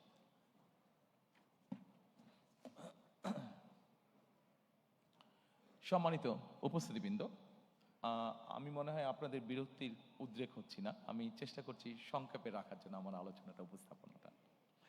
আমি হয়তো ঠিক রেগুলার নর্মালি আপনারা যেভাবে দেখে অভ্যস্ত ম্যানিফেস্টো উপস্থাপন, আমি ঠিক ওভাবে যাচ্ছি না। নর্মালি সাধারণত লাইন বাই লাইন আমাদের নেতৃবৃন্দরা পড়ে যান। আমি যতটুকু বিশ্বাস করি, যতটুকু বুঝি, যতটুকু জানি, যে জিনিসগুলো আমি বিশ্বাস করি, আপনাদের সামনে আমি সেই জিনিসগুলোই উপস্থাপনের চেষ্টা করছি। অবশ্যই এর অর্থ এই নয় যে বাকি জিনিসগুলোর সাথে আমি একমত নই। অবশ্যই বাকি জিনিসগুলোর সাথে আমি একমত। আমার পার্টির নেতৃবৃন্দ, আমাদের এক্সপার্টসরা মিলে সব কিছু তৈরি করেছেন, সবগুলোর সাথেই আমি একমত যে এই সবগুলোই কাজ আমরা পর্যায়ক্রমিকভাবে ইনশাল্লাহ করব। তবে এখানে যেই বিষয়গুলো আমার কাছে বেশি ভালো লেগেছে বা বেশি পছন্দ, সেই বিষয়গুলো আপনাদের সামনে আমি সংক্ষেপে উপস্থাপন করছি। সম্মানিত উপস্থিতিবৃন্দ, আসুন এরপরে কৃষি এবং খাদ্য। কৃষির ব্যাপারে কৃষক কার্ড নিয়ে আমি আপনাদেরকে কিছুটা বলেছি। এই কৃষক কার্ড আমরা বিশ্বাস করি কৃষি এবং কৃষককে একটা খুব স্ট্রং সাপোর্ট দিবে, যেটি লং রানে আমাদের কৃষি এবং কৃষককে গড়ে তুলতে আমাদের জন্য, দেশের জন্য এটা ভালো হবে। আমরা এর মধ্যে একটি সিদ্ধান্ত গ্রহণ করেছি। যেটি আমরা 91 সালেও কাজটি করেছিলেন দেশনেত্রী খালেদা জিয়া যখন উনি সরকার গঠন করেন। এইবার ইনশাল্লাহ 12 তারিখে আমরা সরকার গঠনে সক্ষম হলে 10,000 টাকা পর্যন্ত কৃষি ঋণ, সেটিকে আমরা সুদ সহ মওকুফ করতে চাই। আমরা হিসাব করে দেখেছি, আমাদের কাছে যে স্ট্যাটিস্টিক্স আছে, আমরা হিসাব করে দেখেছি যে এই মুহূর্তে যত ঋণ আছে, 10,000 টাকা পর্যন্ত কৃষি ঋণ যদি আমরা মওকুফ করি, সেটা সরকারের এমন কিছু চাপ পড়বে না। কাজে কৃষকদেরকে একটা সাপোর্ট দেওয়ার জন্য, এই কাজটি আমরা করতে চাই। সম্মানিত উপস্থিতিবৃন্দ, আমরা একটি কাজ শুরু করতে চাই। এই কাজটি পরিবেশের সাথে সম্পর্কিত, এই কাজটি কৃষির সাথে সম্পর্কিত, এই কাজটি প্রকৃতির অনেক কিছুর সাথে সম্পর্কিত। সেটা হচ্ছে খাল খনন কর্মসূচি আমরা শুরু করতে চাই। খাল খনন কর্মসূচি আমরা দেখেছি দেশে গ্রামে যেরকম পপুলার, একইভাবে শহর অঞ্চলগুলোতেও খাল খনন কর্মসূচি অনেক পপুলার। এবং খাল খনন কর্মসূচি আমরা কেন তৈরি করতে চাই, আমি আপনাদেরকে সংক্ষেপে কয়েকটি উদাহরণ দিতে চাই। সম্মানিত উপস্থিতিবৃন্দ, আমাদের খাল খনন কর্মসূচি যে পরিকল্পনা আছে, সেই পরিকল্পনার মধ্যে 20,000 কিলোমিটার ক্যানেল ডিগিং আমরা করতে চাই সারা দেশ মিলে। এখন এর অনেকগুলো কারণ আছে। আমি খুব সংক্ষেপে আপনাদেরকে একটি উদাহরণ দিয়ে বোঝানোর চেষ্টা করতে চাই। আপনাদের নিশ্চয়ই অনেকের মনে আছে, 1 বছর আগে হঠাৎ করে একটি ফ্লাড হয়েছিল নোয়াখালী অঞ্চলে, গ্রেটার নোয়াখালী অঞ্চলে। দয়া করে আপনারা সকলে একটা সুইমিং পুলের কথা চিন্তা করুন, যে এই সুইমিং পুলটার radius 50 square mile, average depth হচ্ছে 7 ফিট। আমরা যদি এরকম একটা সুইমিং পুল চিন্তা করি, সেই নোয়াখালী অঞ্চলে যেই বন্যাটা হয়েছিল, আমরা যদি পুরোটাকে এরকম একটা সুইমিং পুল চিন্তা করি, তাহলে চিন্তা করে দেখবেন ওই পানি যেটা হয়েছিল সেটা কিন্তু 15 দিন পরে চলে গিয়েছিল। কিন্তু আমরা যদি একটা 50 স্কোয়ার মাইলের একটা সুইমিং পুল, যেটার এভারেজ ডেপথ হচ্ছে 7 ফিট, আমরা যদি এই পরিমাণ পানিকে, যেই পানিটি আমাদের কাছে থাকবে যতক্ষণ আমাদের প্রয়োজন, 7-15 দিনে চলে যাবে না। যদি আমরা এই পানিটিকে ধরে রাখতে চাই, ধরে রাখার ব্যবস্থা করতে চাই, তাহলে আমাদেরকে অবশ্যই খাল খনন করতে হবে। প্রিয় উপস্থিতিবৃন্দ, খাল খনন আমাদেরকে আরেকটি কারণে করতে হবে। আমরা বাংলাদেশের যে কোনো জায়গায় যাই না কেন, এখন নলকূপের জন্য বোরিং করি না কেন, আমাদেরকে অনেক ভেতরে যেতে হয়। অর্থাৎ সারফেস ওয়াটার এত পরিমাণ আমরা ব্যবহার করেছি যে এখন আন্ডারগ্রাউন্ড ওয়াটারও ব্যবহার করতে করতে আমাদের ওয়াটার লেভেল অনেক নিচে চলে গিয়েছে। আমরা যদি এই ওয়াটারটাকে রিচার্জ না করি, তাহলে আমাদেরকে আগামী কয়েক বছর পরে ভীষণ বিপদে পড়তে হবে। খাল খনন হচ্ছে এটির অন্যতম আরেকটি কারণ। আমাদের একটি প্রবলেম আছে, আর্সেনিক প্রবলেম। বাংলাদেশের বিভিন্ন অঞ্চলে আর্সেনিক প্রবলেম আছে। আপনি যত আন্ডারগ্রাউন্ড ওয়াটার টেনে তুলবেন, আর্সেনিক আস্তে আস্তে উপরে আসতে শুরু করবে। আপনি যত ওয়াটার রিচার্জ করবেন, আস্তে আস্তে আর্সেনিকটা ডাইলিউট হতে লাগবে, নিচে চলে যেতে লাগবে। কাজেই বিভিন্ন বিষয়ে যদি আমরা বিবেচনা করি, সম্মানিত উপস্থিতি, কিন্তু আপনারা নিশ্চয়ই লক্ষ্য করেন অনেক সময় যখন ঢাকা থেকে একটু বাইরে টেরে যান, আপনারা বাই রোড যান, আপনারা খেয়াল করে দেখবেন রাস্তার দুই ধারে কম বেশি যেই গাছগুলো থাকে, দেখবেন গাছগুলো কেমন যেন নেতিয়ে পড়েছে। এই নেতিয়ে পড়ার আরেকটা কারণ হচ্ছে ওই এলাকায় যে আন্ডারগ্রাউন্ড ওয়াটার লেভেল আছে এত নিচে চলে গিয়েছে যে গাছগুলো তার শিকড় আর নিচে পাঠাতে পারে না, এত নিচে চলে গিয়েছে। কাজে আমাদের এই প্রকৃতিকেও যদি আমাদের ঠিক করতে হয়, ধীরে ধীরে যদি আবার একটা স্বাভাবিক পরিস্থিতি ফিরিয়ে আনতে হয়, তাহলে আমাদের ক্যানেল ডিগিং করা অত্যন্ত প্রয়োজন। আমাদের পরিকল্পনার মধ্যে একটি রয়েছে বরেন্দ্র প্রকল্প পুনর্চালুকরণ করা। এই বরেন্দ্র প্রকল্প সম্পর্কে আপনাদের অনেকেরই ধারণা আছে। এটি রাজশাহী, চাঁপাইনবাবগঞ্জ, রাজশাহী ওইদিকে শুরু হয়েছিল এবং এটির বিস্তার মোটামুটি ঠাকুরগাঁ পঞ্চগড় পর্যন্ত। এই বরেন্দ্র প্রকল্প চালু করার পরে আমাদের পুরো উত্তরাঞ্চলের কৃষির উৎপাদনই একদম পাল্টে গিয়েছিল। এই প্রকল্পটি মোটামুটিভাবে এখন অলমোস্ট মৃত পায়। আমরা চাই এই প্রকল্পটিকে আবার চালু করার জন্য। সম্মানিত উপস্থিতিবৃন্দ, আমাদের এই কৃষি এবং খাদ্যের মধ্যে আপনি যদি খেয়াল করেন, ডান দিকে একটি আছে জলবায়ু ঝুঁকি মোকাবেলা। জলবায়ু ঝুঁকি মোকাবেলা আমরা সিদ্ধান্ত গ্রহণ করেছি, আমরা পরিকল্পনা গ্রহণ করেছি যে এই ঝুঁকিটা আমাদের জন্য অত্যন্ত রিস্কি একটা ঝুঁকি। আমরা যদি দেখি আমাদের দক্ষিণাঞ্চল যেভাবে গাছপালা মরে যাচ্ছে, দক্ষিণাঞ্চলে যেভাবে নদী নালা শুকিয়ে যাচ্ছে, যেভাবে সমুদ্রের পানি উপরে উঠে আসছে, আমরা যদি দেখি আমাদের সারা বাংলাদেশে কিভাবে ফরেস্টেশন ধীরে ধীরে কমে যাচ্ছে, তাহলে আমাদেরকে ইমিডিয়েট এই কাজটিতে হাত দিতে হবে। এবং আমরা ঠিক করেছি 5 বছরে আমরা চেষ্টা করব, 5 বছরে আমরা চেষ্টা করব, যদিও খুব অ্যাম্বিশিয়াস প্রোগ্রাম, তারপরে আমাদের পরিকল্পনা আছে এবং 5 বছরে আমরা চেষ্টা করছি প্রায় 50 কোটির কাছাকাছি বৃক্ষরোপণ করার জন্য। এরই ভিতরে আমাদের যারা এক্সপার্ট আছেন তারা মোটামুটিভাবে কাজ করেছেন যে কোন এলাকার কোন বৃক্ষটা ভালো হবে, সেভাবে আমরা আমাদের পরিকল্পনা সাজিয়েছি। কাজেই টেকনাফে যেই বৃক্ষটা হবে, তেঁতুলিয়াতেও সেটা হতে পারে, কিন্তু অত ভালো হবে না, কারণ ওখানকার সয়েল ইজ ডিফারেন্ট, ক্লাইমেট আবহাওয়া কিছুটা ডিফারেন্ট। সেই জন্য আমরা সেভাবেই চিন্তা ভাবনা করেছি। এবং আরেকটি জিনিস করেছি, এখন যেটা মডার্ন যুগে করা যায়, আপনি স্যাটেলাইট ইমেজ দিয়ে আপনি কোনো জায়গায় যদি 500 গাছ লাগান, আপনি যদি 500 গাছের চারা ওখানে রোপণ করতে চান, ওখানে 500 চারা রোপণ হলো কি হলো না, আপনি স্যাটেলাইট ইমেজ দিয়ে কিন্তু ওটা ঘরে বসে আপনি দেখতে পারবেন, মনিটর করতে পারবেন। সেজন্য এই সুবিধাটাও আমাদের আছে। তো আমাদেরকে জলবায়ুর ঝুঁকি মোকাবেলা করার জন্য আমাদেরকে জলবায়ুর উপযোগী যেই গাছগুলো আছে সেগুলো লাগাতে হবে, সেগুলো রোপণ করতে হবে। যেমন আমরা যদি ঢাকা শহরে, এই বোধহয় গত পরশুদিনও আমরা কোনো একটা নিউজে আমি দেখলাম যে ঢাকা শহর বোধহয় পলিউশনে আবার বোধহয় কয়েকটার মধ্যে প্রথম বা দ্বিতীয় তৃতীয় এরকম হয়েছে।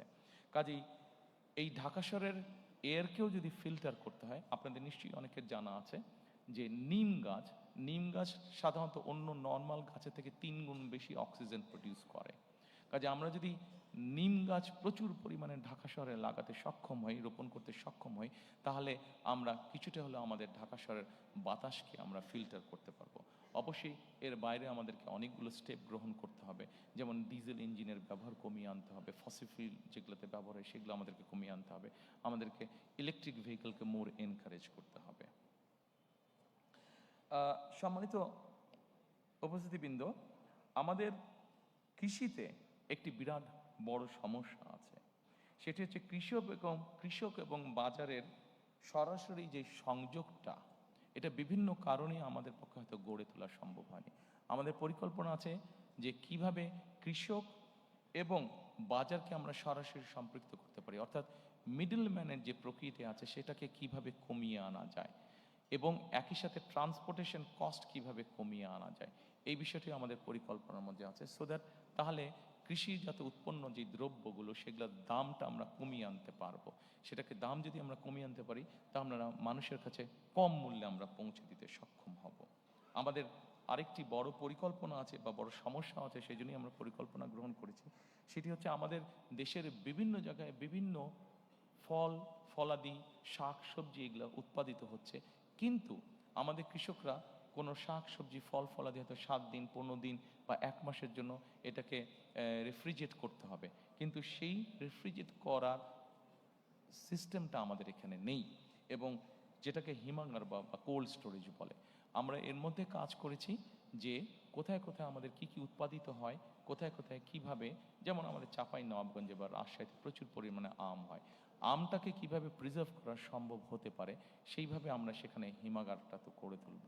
যেখানে আমাদের টমেটো হচ্ছে, সেই সিলেট অঞ্চল ধরে যে বিভিন্ন জায়গায় আমাদের টমেটো হচ্ছে, এই টমেটোগুলো আমরা একসময় দেখি যে কৃষকরা ফেলে দেয় বা গরু ছাগল খায়, কারণ সে প্রপার দাম পাচ্ছে না, কারণ একটা সার্টেন টাইমের পরে সে যে ওটাকে রেফ্রিজারেট করবে সেই অবস্থাটা নেই।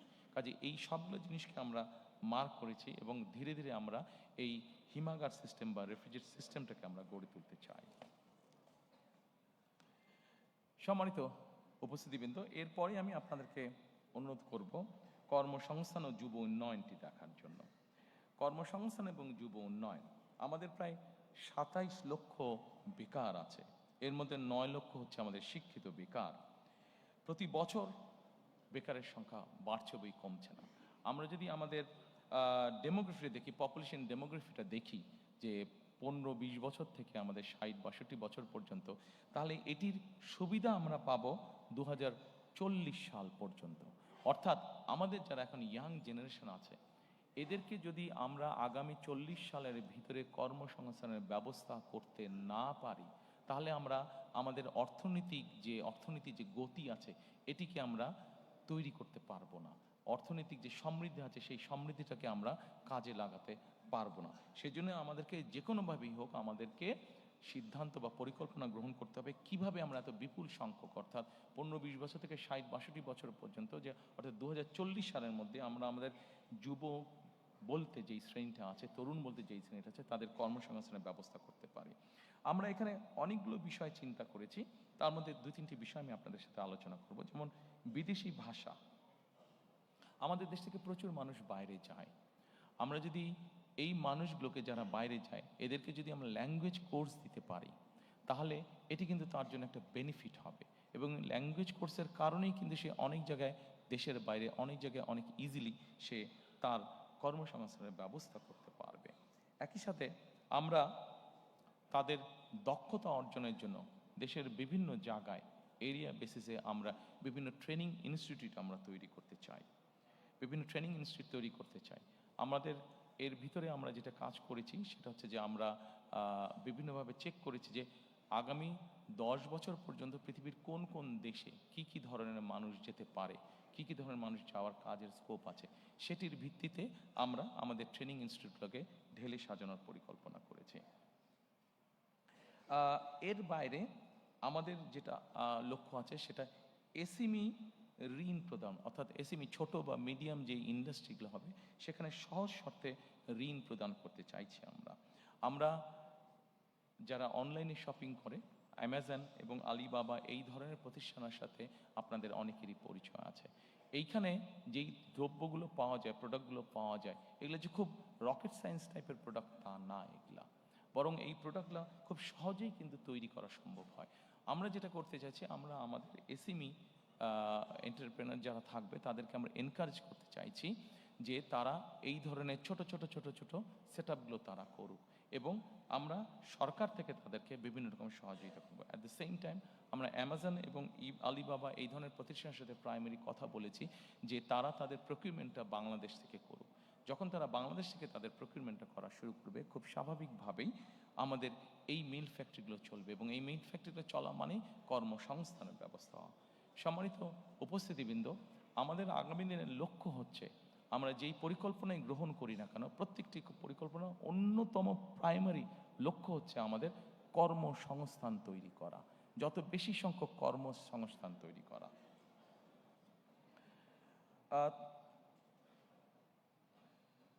এর বাইরে আমাদের পরিকল্পনা আছে আন্তর্জাতিক। আমাদের ইয়াং জেনারেশনের অনেকেই অনলাইনে বা আইটিতে কাজ করে থাকে, কিন্তু তাদের পেমেন্টের ক্ষেত্রে বিভিন্ন রকম পেমেন্ট সেটার ক্ষেত্রে বিভিন্ন রকম সমস্যা হয়ে থাকে। আমরা সেই জন্য আন্তর্জাতিক পেমেন্ট যে সুবিধা আছে, পেপাল সহ এই ধরনের সুবিধাগুলো আছে, এগুলোকে আমরা ইনভাইট করছি, এগুলোকে আমরা দেশে নিয়ে আসতে চাইছি।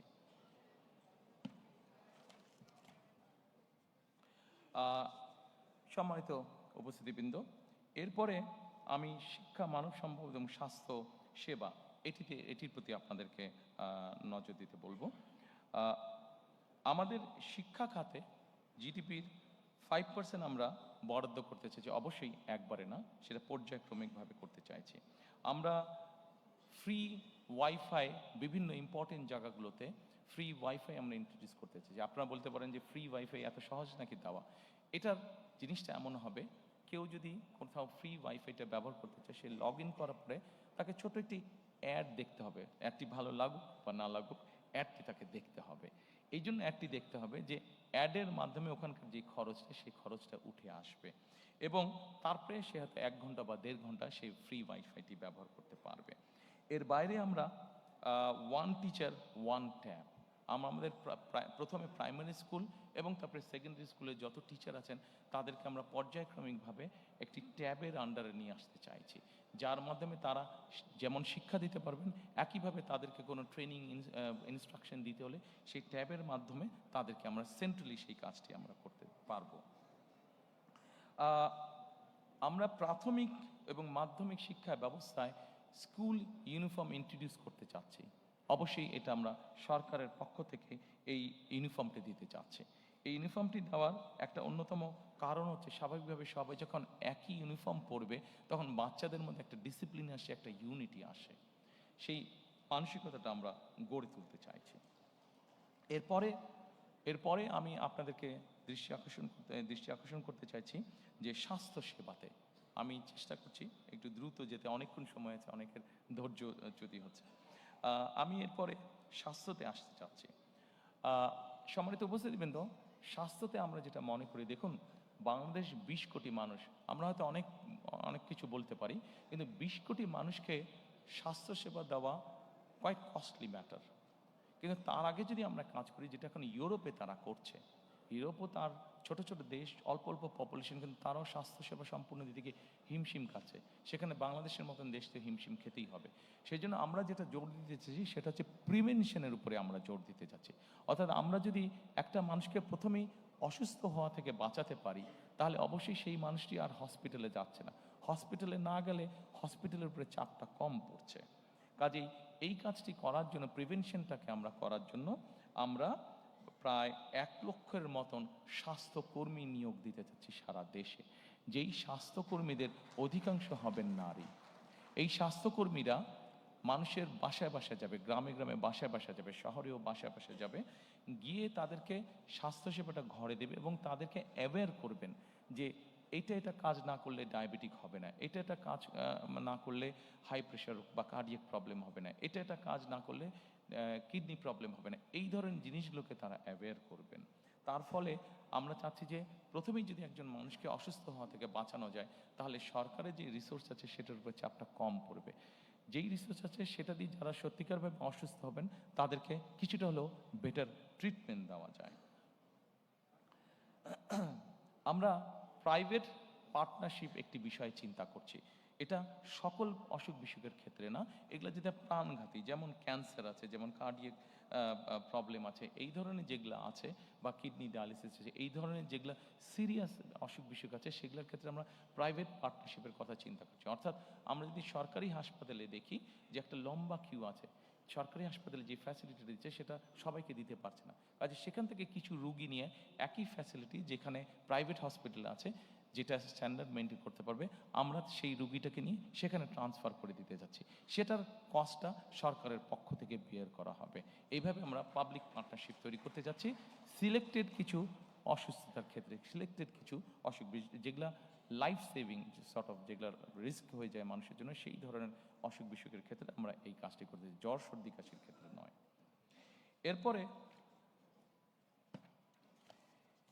এরপরে আমি আপনাদেরকে অনুরোধ করব প্রতিরক্ষা পররাষ্ট্রনীতিতে। সম্মানিত উপস্থিতিবৃন্দ, অবশ্যই সশস্ত্র বাহিনীকে আমরা সকল বিতর্ক এবং রাজনীতিকরণের বাইরে রাখতে চাই। আমরা যদি সত্যিকারভাবে আমাদের একটি শক্তিশালী সশস্ত্র বাহিনী গড়ে তুলতে চাই, তাহলে অবশ্যই আমাদেরকে পেশাদারিত্ব বা প্রফেশনালিজমের উপরে জোর দিতে হবে, এবং অবশ্যই তাদেরকে সকল রাজনীতিকরণের বাইরে আমাদেরকে রাখতে হবে।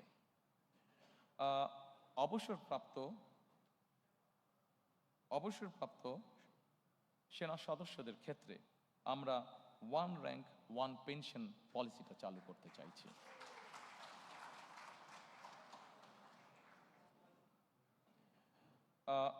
সম্মানিত উপস্থিতিবৃন্দ, ফরেন পলিসির ক্ষেত্রে কথা আছে যে ফরেন পলিসিটা কেমন হবে।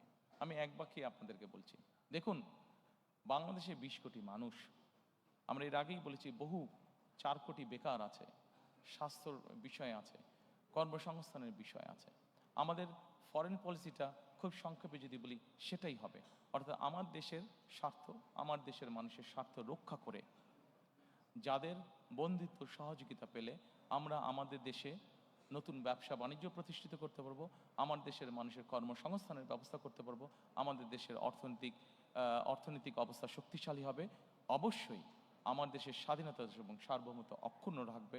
এইটার ভিত্তিতেই আমরা আমাদের পররাষ্ট্রনীতি পরিচালিত করব। অর্থাৎ আমার দেশের মানুষের সমস্যার সমাধান করে আমার দেশের স্বাধীনতা এবং সার্বভৌমত্ব অক্ষুণ্ণ রেখেই আমাদের সাথে যাদের বন্ধুত্ব করা সম্ভব, অবশ্যই আমরা তাদের সাথে বন্ধুত্ব করব। আমাদের সামনে একটি বিরাট পররাষ্ট্রনীতিতে একটি বিরাট সমস্যা আছে, এটি মানবিক সমস্যা, সেটিকে আমরা সকলেই জানি, সেটি হচ্ছে রোহিঙ্গা সমস্যা যেটি আছে। আমাদের নিজেদের দেশের জনসংখ্যা প্রায় 20 কোটি। এই জনসংখ্যাকে আমাদের কর্মসংস্থানের ব্যবস্থা, খাদ্যের সংস্থা, চিকিৎসা ব্যবস্থা সকল কিছু করতে হবে। আমাদের প্রায় 1.2 মিলিয়নের মতন আমাদের রোহিঙ্গা আছে।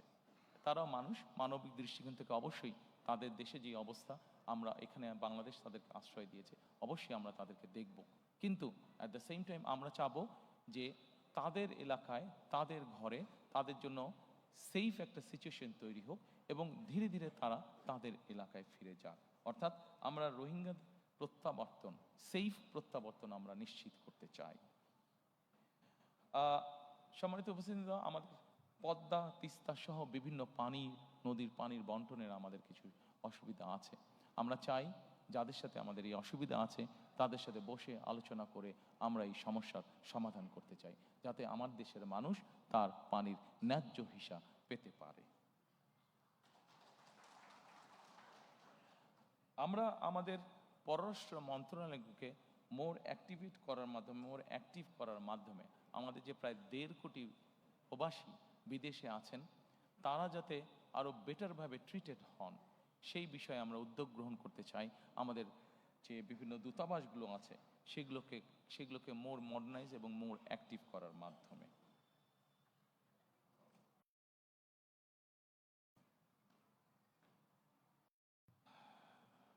সম্মানিত উপস্থিতিবৃন্দ, এরপরে একটি অত্যন্ত গুরুত্বপূর্ণ বিষয় আছে, সেটির প্রতি আপনাদেরকে আমি অনুরোধ করব নজর দেওয়ার জন্য। শ্রমিক এবং প্রবাসী কল্যাণ। আমাদের দেশে একটি সমস্যা আছে, আমাদের দেশের নারী, পুরুষ এবং প্রতিবন্ধী যারা, তাদের ক্ষেত্রে একটি বেতনের ব্যাপারে একটি বৈষম্যমূলক আচরণ হয়ে থাকে অনেক জায়গায় অনেক ক্ষেত্রে। আমরা পর্যায়ক্রমিকভাবে এই সমস্যাটির সমাধান করতে চাই, অর্থাৎ নারী পুরুষ এবং প্রতিনিধিদের জন্য বৈষম্যহীন বেতন আমরা নিশ্চিত করতে চাই। আমরা একই সাথে মাতৃকালীন যে ছুটি আছে, নারীদের যে মাতৃকালীন ছুটি আছে, সেই ছুটিটাকে আমরা 6 মাসের উইথ স্যালারি মানে সবেতন ছুটিতে আমরা নিয়ে আসতে চাই। এটিকে আমরা পর্যায়ক্রমিকভাবে শিশু শ্রম বন্ধ করার পরিবেশ আমরা নিশ্চিত করতে চাই। প্রিয় সহকর্মীবৃন্দ,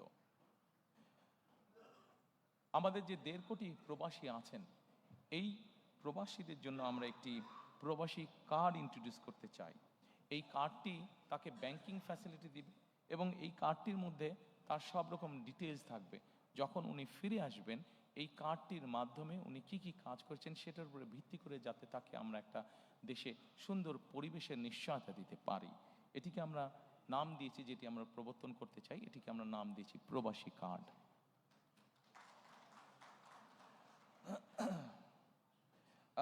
এর বাইরে আমরা প্রবাসীদের জন্য রেমিটেন্স প্রণোদনা দিতে চাই। বৈধ উপায়ে, রাষ্ট্রের যে উপায় আছে সেই উপায় যখন ওনারা টাকা পাঠাবেন, সেইটার উপরে আমরা তাদেরকে একটি প্রণোদনা দিতে চাই। একটি সার্টেন অ্যামাউন্টের বেশি হলে অবশ্যই তাদেরকে আমরা সেই প্রণোদনাটা দিতে চাই, যাতে করে তারা দেশে যখন ফিরে আসবেন সেই প্রণোদনার পয়সাটা দিয়েও যাতে তারা তাদের কোনো একটি কাজে ব্যবহার করতে পারেন। সম্মানিত উপস্থিতিবৃন্দ, এরপরে আমি আপনাদেরকে আমাদের এইটার বৈষম্যহীন আর্থসামাজিক উন্নয়নের টেকসই রাষ্ট্রীয় সক্ষমতার লাস্ট যেই আমাদের প্যারাটা আছে, সেখানে আমি আপনাদের দৃষ্টি আকর্ষণ করছি। এখানে আছে আমাদের সবুজ বিপ্লব। এই সবুজ বিপ্লবের মধ্যে আমি আগেই বলেছি 5 বছরে আমরা 25 কোটি বৃক্ষ করতে চাই, বৃক্ষরোপণ আমরা করতে চাই। একই সাথে 5 বছর 25 কোটি বৃক্ষরোপণ করতে, একই সাথে আমরা 2030 সালের মধ্যে শতকরা 20% বিদ্যুৎ আমরা নবায়নযোগ্য, অর্থাৎ সোলার বলতে যেটা হয়, সোলার পাওয়ার থেকে আমরা উৎপাদন করতে চাই। একটি গুরুত্বপূর্ণ কাজ আছে যেখান থেকে আমরা একটি বৈদেশিক মুদ্রা অর্জন করতে পারি। আমরা যেই সবুজ বিপ্লবের কথা বলেছি, 5 বছরে 25 কোটি গাছের যেই কথা আমরা বলেছি, এইটির মাধ্যমে আমরা সবুজ অর্থনীতি অর্থাৎ কার্বন ট্রেডিং মার্কেট আমরা গঠন করতে চাই। এবং এই কার্বন ট্রেডিং মার্কেট গঠনের মাধ্যমে আমরা হিসেব করে দেখেছি যে আমরা মোটামুটি $1 বিলিয়ন আমরা সেখান থেকে ইনকাম করতে পারবো, যেটি এখন খুবই সামান্য আছে, এবার 2.5 মিলিয়নের মতন আছে, সেটিকে আমরা 1 বিলিয়নে নিয়ে যেতে পারবো। আমরা যদি আমাদের এই বৃক্ষরোপণ, সবুজ বনায়ন, এই কার্যগুলো যদি আমরা মোটামুটি প্ল্যান অনুযায়ী সম্পাদন করতে পারি, তাহলে এই $1 বিলিয়ন আমাদের জন্য ইনকাম করা খুব কঠিন কিছু হবে না। সম্মানিত উপস্থিতিবৃন্দ, 3R, reduce, recycle and reuse. আমরা প্লাস্টিক এবং এই জাতীয় জিনিসের ক্ষেত্রে এই 3R এর উপরে আমরা গুরুত্ব আরোপ করতে চাই। আমাদের পরিবেশকে যদি আমাদের রক্ষা করতে হয়, আমাদের পরিবেশকে যদি আমাদের বসবাস উপযোগী করে রাখতে হয়, তাহলে এই 3Rকে আমরা যে কোনোভাবে বাস্তবায়ন করতে চাই। আমি শিওর এই ঘরে যারা উপস্থিত আছেন সবাই আমাদেরকে এই ব্যাপারে সহযোগিতা করবেন। এরপরে আমি আপনাদেরকে নিয়ে যেতে চাই আমাদের 3rd চ্যাপ্টারে, সেটা হচ্ছে ভঙ্গুর অর্থনীতির পুনর্গঠন ও পুনরুদ্ধার। আমরা অনেক কিছু প্ল্যান করলে আমাদের ইকোনমি যদি ঠিক না থাকে, আমরা কোনো কিছুই বাস্তবায়ন করতে সক্ষম হব না। সম্মানিত উপস্থিতিবৃন্দ, আমরা এই ভঙ্গুর অর্থনীতি পুনর্গঠন ও পুনরুদ্ধারে আমরা কয়েকটি সেক্টর করেছি: অর্থনীতির গণতন্ত্রায়ন, বিনিয়োগ ও আর্থিক প্রতিষ্ঠান সংস্কার, শিল্প খাত ও সৃজনশীল অর্থনীতির উন্নয়ন, সেবা খাত, বিদ্যুৎ জ্বালানি, পরিবহন খাত, আইসিটি, রাজস্ব আয় ও ব্যয় ব্যবস্থাপনা। আমরা অর্থনৈতিক গণতন্ত্রায়ন, প্রথমেই যেটা বলেছি, অর্থনৈতিক গণতন্ত্রায়ন অথবা অর্থনৈতিক অলিগার যে কাঠামো ছিল সেটিকে আমরা ভাঙতে চাই। অর্থনৈতিক গণতন্ত্রায়নটা কি? অর্থনৈতিক গণতন্ত্র হচ্ছে কতিপয় কোনো বিজনেস হাউসের মধ্যে না রেখে বরঞ্চ আমরা গণতন্ত্রটাকে অর্থনীতিকে আমরা ডিস্ট্রিবিউট করতে চাই, যেখানে কম বেশি সকল মানুষের একটি এন্ট্রি থাকবে, সকল মানুষের অধিকার থাকবে গণতন্ত্রতে নিজের কন্ট্রিবিউশনটা করার মতন, অর্থাৎ সকলের অংশগ্রহণমূলক এবং সবার জন্য উন্মুক্ত একটা অর্থনীতি আমরা গড়ে তুলতে চাই। সম্মানিত উপস্থিতিবৃন্দ, একজন রাজনৈতিক কর্মী হিসাবে আমার যেটি অবজারভেশন, যে কোনো দেশের অর্থনৈতিক বুনিয়াদ তখনই শক্তিশালী হয়, অর্থনৈতিক স্থিতিশীলতা তখনই হয় যখন সেই দেশের মধ্যবিত্ত শ্রেণীটি অনেক বড় আকার ধারণ করে। আমাদের পরিকল্পনা হচ্ছে অর্থনীতির ক্ষেত্রে আমরা বাংলাদেশের মধ্যবিত্ত শ্রেণী বলতে, যেটি কয়েক বছর আগেও প্রায় ধ্বংসপ্রাপ্ত ছিল, সেই মধ্যবিত্ত শ্রেণীটিকে আমরা অর্থনৈতিকভাবে ধীরে ধীরে ধীরে ধীরে শক্তিশালী করে গড়তে তুলতে চাই।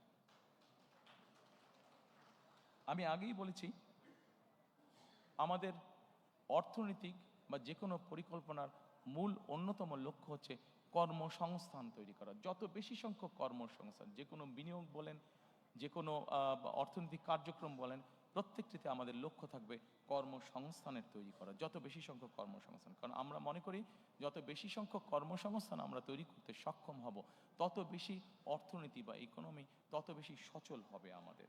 এবং সেই জন্যই আমরা বলেছি যে আমরা 2034 সালের মধ্যে আমরা বাংলাদেশের অর্থনীতিকে $1 ট্রিলিয়ন অর্থনীতিতে নিয়ে যেতে চাই। সম্মানিত উপস্থিতিবৃন্দ, এরপরে আমি আপনাদের দৃষ্টি আকর্ষণ করতে চাই, অনেকগুলো বিষয় আছে এখানে, অনেক লম্বা বিষয়, আমি সংক্ষেপ থাকার চেষ্টা করব। বিনিয়োগ এবং প্রাতিষ্ঠানিক সংস্কার। বিনিয়োগ এবং প্রাতিষ্ঠানিক সংস্কারে এফডিআই ক্যাপ্টেন আমরা নিয়োগ করতে চাই, অর্থাৎ ফরেন ইনভেস্টমেন্ট যারা আসবে, এই ফরেন ইনভেস্টমেন্ট যারা আসবে তাদেরকে বিভিন্ন সময় বিভিন্ন বিড়ম্বনা ভোগ করতে হয়। আমরা যেটা করতে চাই সেটা হচ্ছে আমরা একজন ক্যাপ্টেনকে নিয়োগ করতে চাই, যার দায়িত্ব হবে যে বিদেশি বিনিয়োগটা আসবে তার যাবতীয় যত কাগজপত্র, যত কিছু ফর্মালিটিস আছে, সেই ক্যাপ্টেন তার হয়ে সকল কাজগুলো সম্পন্ন করবে, সকল কাজগুলো সম্পন্ন করবে, যাতে সেই বিদেশি বিনিয়োগকারী হতাশ হয়ে ফিরে যেতে না হয় তাদেরকে। আমরা একটি পলিসি গ্রহণ করতে চাই অর্থনীতির ক্ষেত্রে। সম্মানিত উপস্থিতিবৃন্দ, আপনাদের সকলেরই ধারণা আছে বিনিয়োগ বা অর্থনীতি এমন একটি বিষয়, আমরা যদি এটি ব্যাপারে যে কোনো পলিসি নিয়ে এবং হুট করে যদি 7 দিন পর পর পলিসি চেঞ্জ করতে চাই, তাহলে অর্থনীতি কোনোভাবেই শুভ ফল দেখতে পাবে না। এবং সেই জন্যই আমরা সিদ্ধান্ত গ্রহণ করেছি যে অর্থনীতির ক্ষেত্রে আমরা কোনো আকস্মিক কোনো পলিসি পরিবর্তন করতে চাই না। আমরা চিন্তা ভাবনা করে পলিসি গ্রহণ করব, এবং আমরা চিন্তা ভাবনা করে যেই পলিসি গ্রহণ করব সেটিতে আমরা স্টিক করতে চাই। হুট করে আমরা কোনো পলিসির পরিবর্তন করতে চাই না, যা আমরা অতীতে দেখেছি, যাতে করে আমাদের বিনিয়োগ, আমাদের ব্যবসায়ীরা ক্ষতিগ্রস্ত না হন। আমরা লাইসেন্সিং প্রক্রিয়াকে সহজকরণ করে ফেলতে চাই। লাইসেন্সিং প্রক্রিয়া সহজকরণ করলে আমাদের ব্যবসায়ীরা উৎসাহিত হবেন, বিদেশি বিনিয়োগকারীরা উৎসাহিত হবেন। অনেক সময় আমরা দেখেছি লাইসেন্সিং প্রক্রিয়া বর্তমানে অনেক কঠিন, জটিল থাকার কারণে অনেক বিনিয়োগকারী, সেটি দেশি হোক বিদেশি হোক, তারা হতাশ হয়ে অনেক ক্ষেত্রেই ফিরে যান। সেটিকে আমরা ইজি করে আনতে চাই। সম্মানিত উপস্থিতিবৃন্দ, এই মুহূর্তে যদি আমরা চিন্তা করি আমাদের সবচেয়ে বড় রেমিটেন্সের উপায় কোনটা, আমাদের সবচেয়ে বড় রেমিটেন্সের উপায় হচ্ছে গার্মেন্টস। কিন্তু একটি জাতি বা একটি দেশ যুগের পর যুগ একটি সেক্টরের উপরে কোনোভাবেই ডিপেন্ডেন্ট থাকতে পারে না, এবং সেই জন্যই আমরা মনে করি যে আমাদেরকে আরও সেক্টর বের করতে হবে, এবং যেই সেক্টরগুলো রফতানিমূলক সেক্টর হিসেবে বিবেচিত হবে। আমরা ফার্মাসিউটিক্যালের কথা চিন্তা করতে পারি, আমরা লেদার শিল্পের কথা আমরা চিন্তা করতে পারি, আমরা আইটির কথা আমরা চিন্তা করতে পারি, আমরা টয় ইন্ডাস্ট্রির কথা চিন্তা করতে পারি, আমরা ইলেকট্রনিক ইন্ডাস্ট্রির কথা চিন্তা করতে পারি। এরকম অনেকগুলো রফতানিমুখী শিল্প আমরা চিন্তা করতে পারি, এবং এই রফতানিমুখী শিল্প আমরা কতগুলো শিল্পকে আমরা প্রায়োরিটাইজ করে নেব যে আগামী 5 বছর বা 10 বছর এই সেক্টরগুলোকে আমরা প্রায়োরিটাইজ করে নিব, এবং যেই সেক্টরগুলোকে আমরা প্রায়োরিটাইজ করব সেগুলোকে আমরা প্রণোদনা দিতে চাই, ইনসেন্টিভ দিতে চাই। এটা এমনও হতে পারে তাদেরকে আমরা বন্ডের ফ্যাসিলিটি দিব, বন্ডের ভ্যারাস ফ্যাসিলিটি দিব, বা যেই সকল প্রণোদনা দিলে সেই সেক্টরগুলো আস্তে আস্তে গ্রো করবে, সেই জিনিসগুলো আমরা তাদেরকে করে দিতে চাই। সম্মানিত উপস্থিতিবৃন্দ, অর্থনীতিকে তার নিজের গতিতে চলতে দিতে হবে। সব কিছু যেরকম চলার একটি ধর্ম আছে, অর্থনীতিকেও নিজের গতিতে চলতে দিতে হবে। আমরা বিগত দিনে দেখেছি যে ব্যাংকিং খাতে রাজনৈতিক হস্তক্ষেপ হয়েছে। আমরা দৃঢ়ভাবে বিশ্বাস করি যে ব্যাংকিং খাতকে যে কোনোভাবে হোক রাজনৈতিক হস্তক্ষেপের মুক্ত করে দিতে হবে এবং এটাকে প্রফেশনালি আমাদেরকে চালাতে হবে। কারণ আমরা যদি ব্যাংকিং খাতকে রাজনৈতিকভাবে হস্তক্ষেপ করি তাহলে এটির অশুভ প্রভাব অর্থনীতির উপরে পড়বে, যেটি আমাদের কারো জন্য কাঙ্ক্ষিত নয়।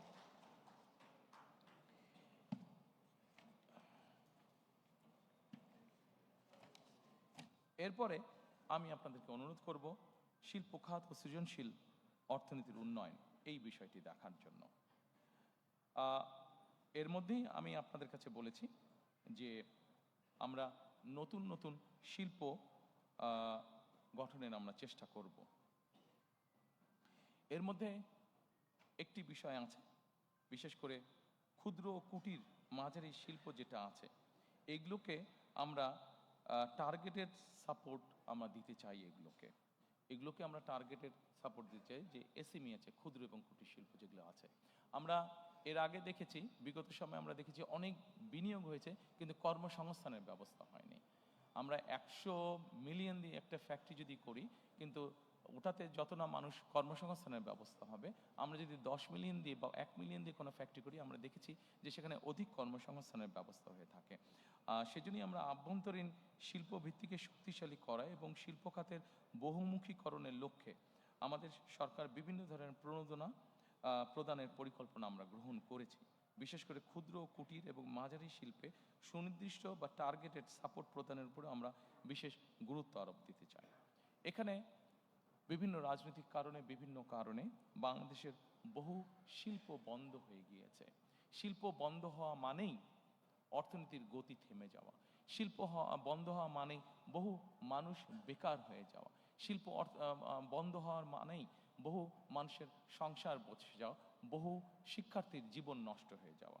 সেজন্যই আমরা সিদ্ধান্ত গ্রহণ করেছি যেসব বন্ধ শিল্প আছে প্রত্যেকটির জন্য দরকার হলে আলাদা আলাদাভাবে বসে আমরা পলিসি বের করব, যে ওই শিল্পগুলোকে যাতে আবার চালু করা যায় এবং সেখানে যাতে আবার অর্থনৈতিক কর্মচাঞ্চল্য শুরু হয়, সেখানে যাতে আবার নতুন করে কর্মসংস্থানের ব্যবস্থা হয়। আমি এরপরে যেই লাইনটি আছে, এটা আমি আপনাদের সামনে এর মধ্যে অলরেডি উল্লেখ করেছি, যে রফতানিমুখী শিল্পগুলোকে আমরা বন্ডেড ওয়্যারহাউস সুবিধা আমরা দিতে চাই। সম্মানিত উপস্থিতিবৃন্দ, বাংলাদেশে এরকম অনেক অঞ্চল আছে, আমরা যদি ভালো করে লক্ষ্য করে থাকি, বাংলাদেশে এরকম অনেক অঞ্চল আছে, বিভিন্ন অঞ্চলের বিভিন্ন কতগুলো সুবিধা আছে। কাজেই আমরা যদি এই বিষয়গুলোকে স্টাডি করি তাহলে আমরা এক অঞ্চলের পণ্য দিয়েই আমরা বিভিন্ন এলাকা গড়ে তুলতে পারি। যেমন টাঙ্গাইলে, আমরা যদি টাঙ্গাইলে দেখি, টাঙ্গাইলের বিভিন্ন অঞ্চলে আমরা নামাজ পড়ার সময় যে টুপিটা ব্যবহার করে থাকি, সেই টুপিটা তৈরি হচ্ছে এবং এই টুপি সারা বিশ্বে বিভিন্ন জায়গায় যাচ্ছে। কাজে আমরা যদি ওই শিল্পটাকে ওখানে এনকারেজ করি, যারা করছে তাদেরকে সহযোগিতা করি এবং আরও নতুন যারা করতে চায় তাদেরকে যদি সহযোগিতা করি, তাহলে আরও অধিক সংখ্যক মানুষের যেরকম কর্মসংস্থান হবে, আরও অধিক সংখ্যক এক্সপোর্ট যাবে এবং এক্সপোর্ট যাওয়া মানে আমাদের more number of foreign currency we can earn. সম্মানিত উপস্থিতিবৃন্দ, এরপরে আছে আমাদের দেশের যেই হস্তশিল্প আছে, আমরা খেয়াল করে দেখেছি অধিকাংশ হস্তশিল্প বা ক্রিয়েটিভ ইন্ডাস্ট্রিতে আমরা খেয়াল করে দেখেছি যে আমাদের নারী শ্রমিকরা কাজ করে থাকেন। আমরা এই সেক্টরটিকে উৎসাহিত করতে চাই, বিভিন্ন রকম সাহায্য সহযোগিতায় উৎসাহিত করতে চাই। এটিকে উৎসাহিত করার অন্যতম মূল লক্ষ্য হচ্ছে নারীদেরকে স্বাবলম্বী করা, নারীদেরকে এম্পাওয়ার করা সামাজিকভাবে এবং অর্থনৈতিকভাবে, এবং একই সাথে আমাদের যে ক্রিয়েটিভ ইন্ডাস্ট্রি আছে এটিকে ধীরে ধীরে দেশের সীমানা ছাড়িয়ে এটিকে ধীরে ধীরে বহির্বিশ্বে নিয়ে যাওয়া। এবং দেশি আমাদের অনেকগুলো ব্র্যান্ড আছে, আমি যদি নাম উল্লেখ করে বলি, যেমন কে কে ক্রাফট নামে একটি ব্র্যান্ড আছে, এরকম অনেকগুলো আছে ব্র্যান্ড। আমরা পৃথিবীর বড় বড় দেশ যেগুলো আছে, আমরা বাংলাদেশের এরকম শিল্প যারা আছে, এই শিল্পগুলোকে যদি আমরা সাপোর্ট দিই, যে তারা পৃথিবীর বড় বড় যেই স্টোরগুলো আছে সেখানে যদি তাদেরকে সাপোর্ট দিই, যে ঠিক আছে আগামী 1 বছর 2 বছর বা 3 বছরের জন্য তোমাদেরকে আমরা ট্যাক্স রিবেট সহ বিভিন্ন সুবিধা দিচ্ছি, তাহলে আমরা আমাদের এই দেশীয় ব্র্যান্ডগুলোকে আন্তর্জাতিক মার্কেটে আমরা একটা বসার বা দাঁড়ানোর মতন একটা সুবিধা আমরা তাদেরকে তৈরি করে দিতে সক্ষম হব।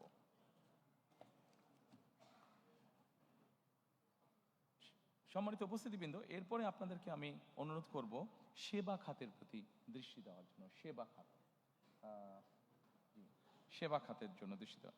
সেবা খাতটাকে এখানেও আমরা অনেক কর্মসংস্থান তৈরি করার পরিকল্পনা গ্রহণ করেছি। ব্যাংকিং আছে, আইটি আছে, পর্যটন আছে। এইগুলোকে যদি আমরা ঠিকভাবে সামনের দিকে গড়ে তুলতে সক্ষম হই, তাহলে ব্যাংকিং খাতে আমরা প্রচুর, ব্যাংকিংটা সার্ভিস সেক্টর, এখানে আমরা দিতে পারবো। আইটিতে আমরা প্রচুর পরিমাণে জব তৈরি করতে পারবো। পর্যটনে আমরা প্রচুর পরিমাণে, বাংলাদেশের বিভিন্ন জায়গায় বিভিন্ন ছোট ছোট ছোট অনেকগুলো আছে, এটাকে সার্ভিস ইন্ডাস্ট্রিগুলোকে আমরা যদি ঠিকভাবে তৈরি করতে পারি, এখানে আমরা অনেক কর্মসংস্থানের সুযোগ তৈরি করতে পারবো। একই সাথে আমরা সেবা খাতকে যদি প্রযুক্তি নির্ভর এবং রফতানিমুখী করার মাধ্যমে আমরা কর্মসংস্থানের ব্যবস্থা আমরা করতে পারবো। ঠিক একইভাবে আমরা আন্তর্জাতিক সার্টিফিকেশন এবং ব্র্যান্ডিং যেগুলো আছে, যেমন ধরেন ফেসবুক আছে, ইউটিউব আছে, বিভিন্ন আইটি কোম্পানি আছে, এদেরকে যদি আমরা বাংলাদেশে নিয়ে আসতে পারি, তাহলে আমাদের ইয়াং জেনারেশন যারা এই কাজগুলোর সাথে জড়িত, তাদের জন্য তখন কাজ করতেও সুবিধা হবে, তাদের ইনকাম যেরকম বাড়বে, আরও অধিক সংখ্যক মানুষের কাজ করার অপরচুনিটি তখন তৈরি হবে। এরপরে আমি আপনাদেরকে অনুরোধ করব বিদ্যুৎ, জ্বালানি ও পরিবহন খাতটিকে দেখার জন্য। সম্মানিত উপস্থিতিবৃন্দ, বিদ্যুৎ খাতে এখানে অনেক কিছু বলা আছে, বিদ্যুৎ খাতে অনেক পয়েন্ট আছে, আমি এতগুলো পয়েন্ট আলোচনা করব না। আমরা যদি সকলে প্রথমে এক বাক্যে একটা কথা চিন্তা করি, বিদ্যুৎ খাতটি আমরা কিরকম চাই, আপনাদের যে কাউকে যদি আমি প্রশ্ন করি, আপনারা এক বাক্যে একটি উত্তর দিবেন যে আমরা নিরবিচ্ছিন্ন বিদ্যুৎ চাই, তাই তো নাকি? সবার কিন্তু এটা থাকবে, নিরবিচ্ছিন্ন বিদ্যুৎ চাই আমরা। কাজেই আপনাদের মতন আমিও একজন মানুষ যে যার লক্ষ্য এবং উদ্দেশ্য থাকবে বাংলাদেশে নিরবিচ্ছিন্ন বিদ্যুতের পরিস্থিতি তৈরি করা। এবং নিরবিচ্ছিন্ন বিদ্যুৎ পরিস্থিতি তৈরি করার জন্য কি কি আমরা চিন্তা ভাবনা করেছি, সম্মানিত উপস্থিতিবৃন্দ, আপনাদের কাছে সেগুলো আছে, আপনাদের বিরক্তি উদ্যোগ করার জন্য আমি আর সেটা লম্বা করছি না। তবে আমরা যেরকম বলছি, অলরেডি আমি আপনাদের সামনে বলেছি যে 2030-এর মধ্যে আমরা 20% নবায়নযোগ্য বিদ্যুৎ যেরকম আমরা তৈরি করতে চাই। একই সাথে আমরা আমাদের ঢাকা শহরে প্রতিদিন 7,000 টন ময়লা বা আবর্জনা তৈরি হচ্ছে। এইভাবে যদি আমরা চিন্তা করি, বাংলাদেশের সবগুলো বড় শহরে এরকম হচ্ছে। কাজেই আবর্জনাকে, পরিবেশকে রক্ষার জন্য আবর্জনা থেকে কিভাবে বিদ্যুৎ তৈরি করা যায়, আমরা সেই ব্যাপারেও চিন্তা ভাবনা করছি। এবং এতটুকু আপনাদেরকে আমি বলতে পারি, ইনশাল্লাহ 12 তারিখের নির্বাচনে আমরা সরকার গঠনে সক্ষম হলে ইনশাল্লাহ খুবই দ্রুত আমরা আবর্জনা থেকে ইনশাল্লাহ বিদ্যুৎ উৎপাদন করব এই দেশের মানুষের জন্য।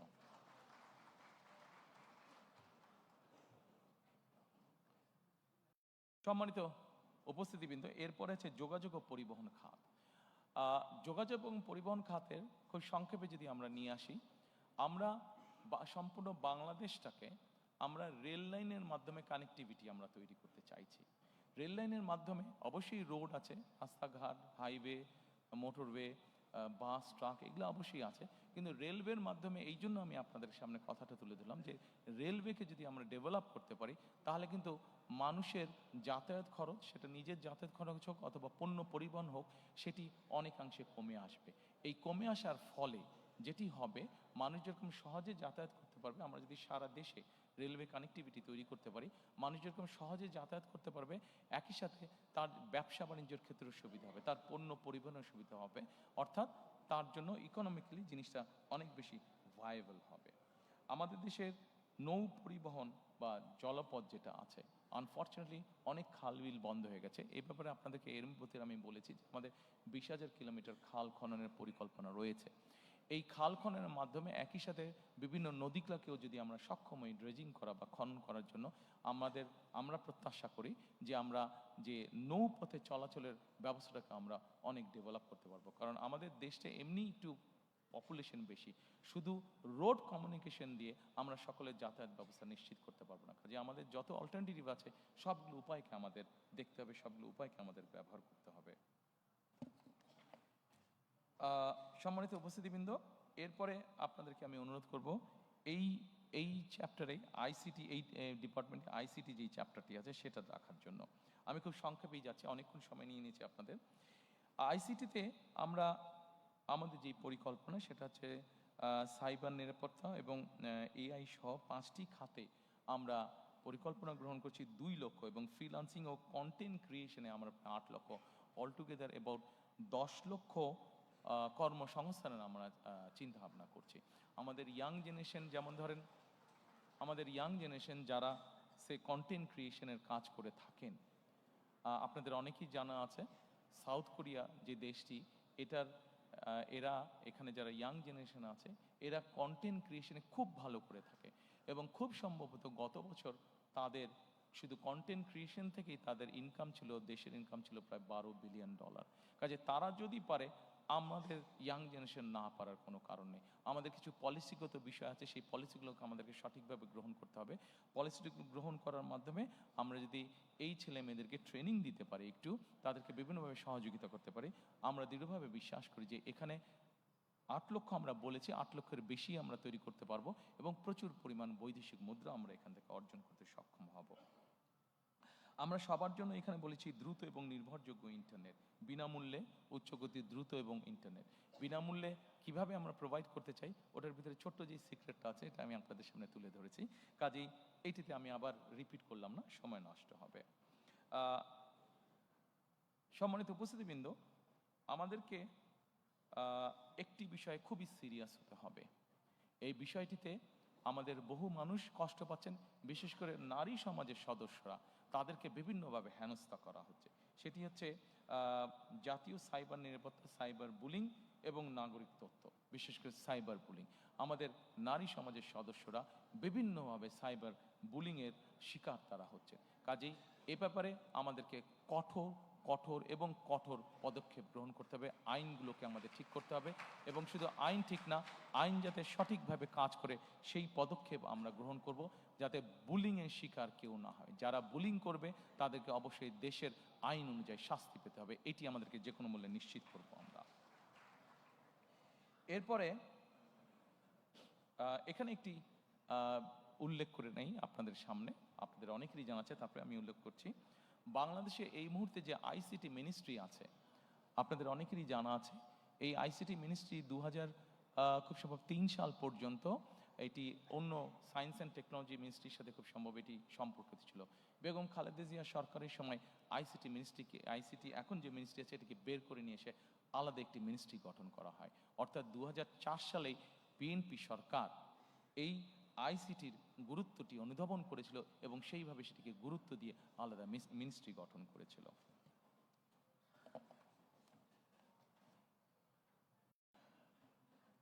সম্মানিত উপস্থিতিবৃন্দ, এরপরে রাজস্ব আয় ও ব্যবস্থাপনা আছে। রাজস্ব আয় এবং ব্যবস্থাপনার মধ্যে অনেকগুলো সেক্টর আছে, আমি আলোচনায় যাব না, ডিটেইল আলোচনায় যাব না, আমি শুধু একটা কথাই বলবো। সম্মানিত উপস্থিতিবৃন্দ, একটি দেশ পরিচালনার জন্য অবশ্যই অর্থের প্রয়োজন হয়, রিসোর্সের প্রয়োজন হয়। আমাদের দল আমরা মনে করি, আমরা যদি আমাদের সরকার মানুষের কর্মসংস্থান যত বেশি তৈরি করতে পারবে, বিনিয়োগের অবস্থা যত বেশি তৈরি করতে পারবে, যত বেশি মানুষকে বিনিয়োগ করাতে পারবে, অটোমেটিক নর্মালি সরকারের রাজস্ব বৃদ্ধি পাবে।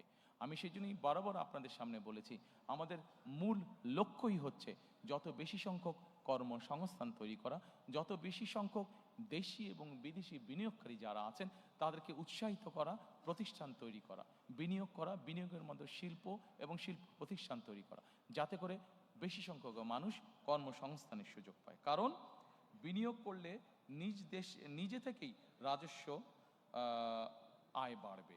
নাগরিকের আয় বাড়লে আমরা বিশ্বাস করি প্রত্যেকটি নাগরিকের আয় যত বাড়বে রাষ্ট্রের আয়ও তত বাড়বে। সেই জন্য আমরা ওইভাবে ট্যাক্স ইম্পোজ না করে আমরা চাই নাগরিকের আয় বাড়ুক। নাগরিকের আয় বাড়ানোর জন্য যা যা করা প্রয়োজন আমরা সেটি করতে চাই। নাগরিকের আয় বাড়া মানেই সরকারের বা রাষ্ট্রের আয় বাড়া। আমরা জিনিসটাকে এইভাবেই চিন্তা করতে চাই।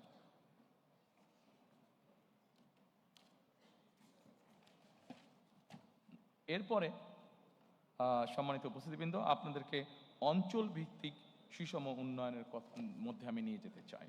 আমি একটু আগেই বলেছি বাংলাদেশের বিভিন্ন এলাকার বিভিন্ন গুরুত্ব রয়েছে। আমরা যদি চট্টগ্রাম দিয়ে শুরু করি, আমরা চট্টগ্রামকে বাণিজ্যিক রাজনৈতিক হিসাবে প্রতিষ্ঠিত করতে চাই। চট্টগ্রামকে আমরা বাণিজ্যিক রাজনৈতিক ক্যাপিটাল হিসাবে আমরা, রাজধানী হিসাবে আমরা প্রতিষ্ঠিত করতে চাই।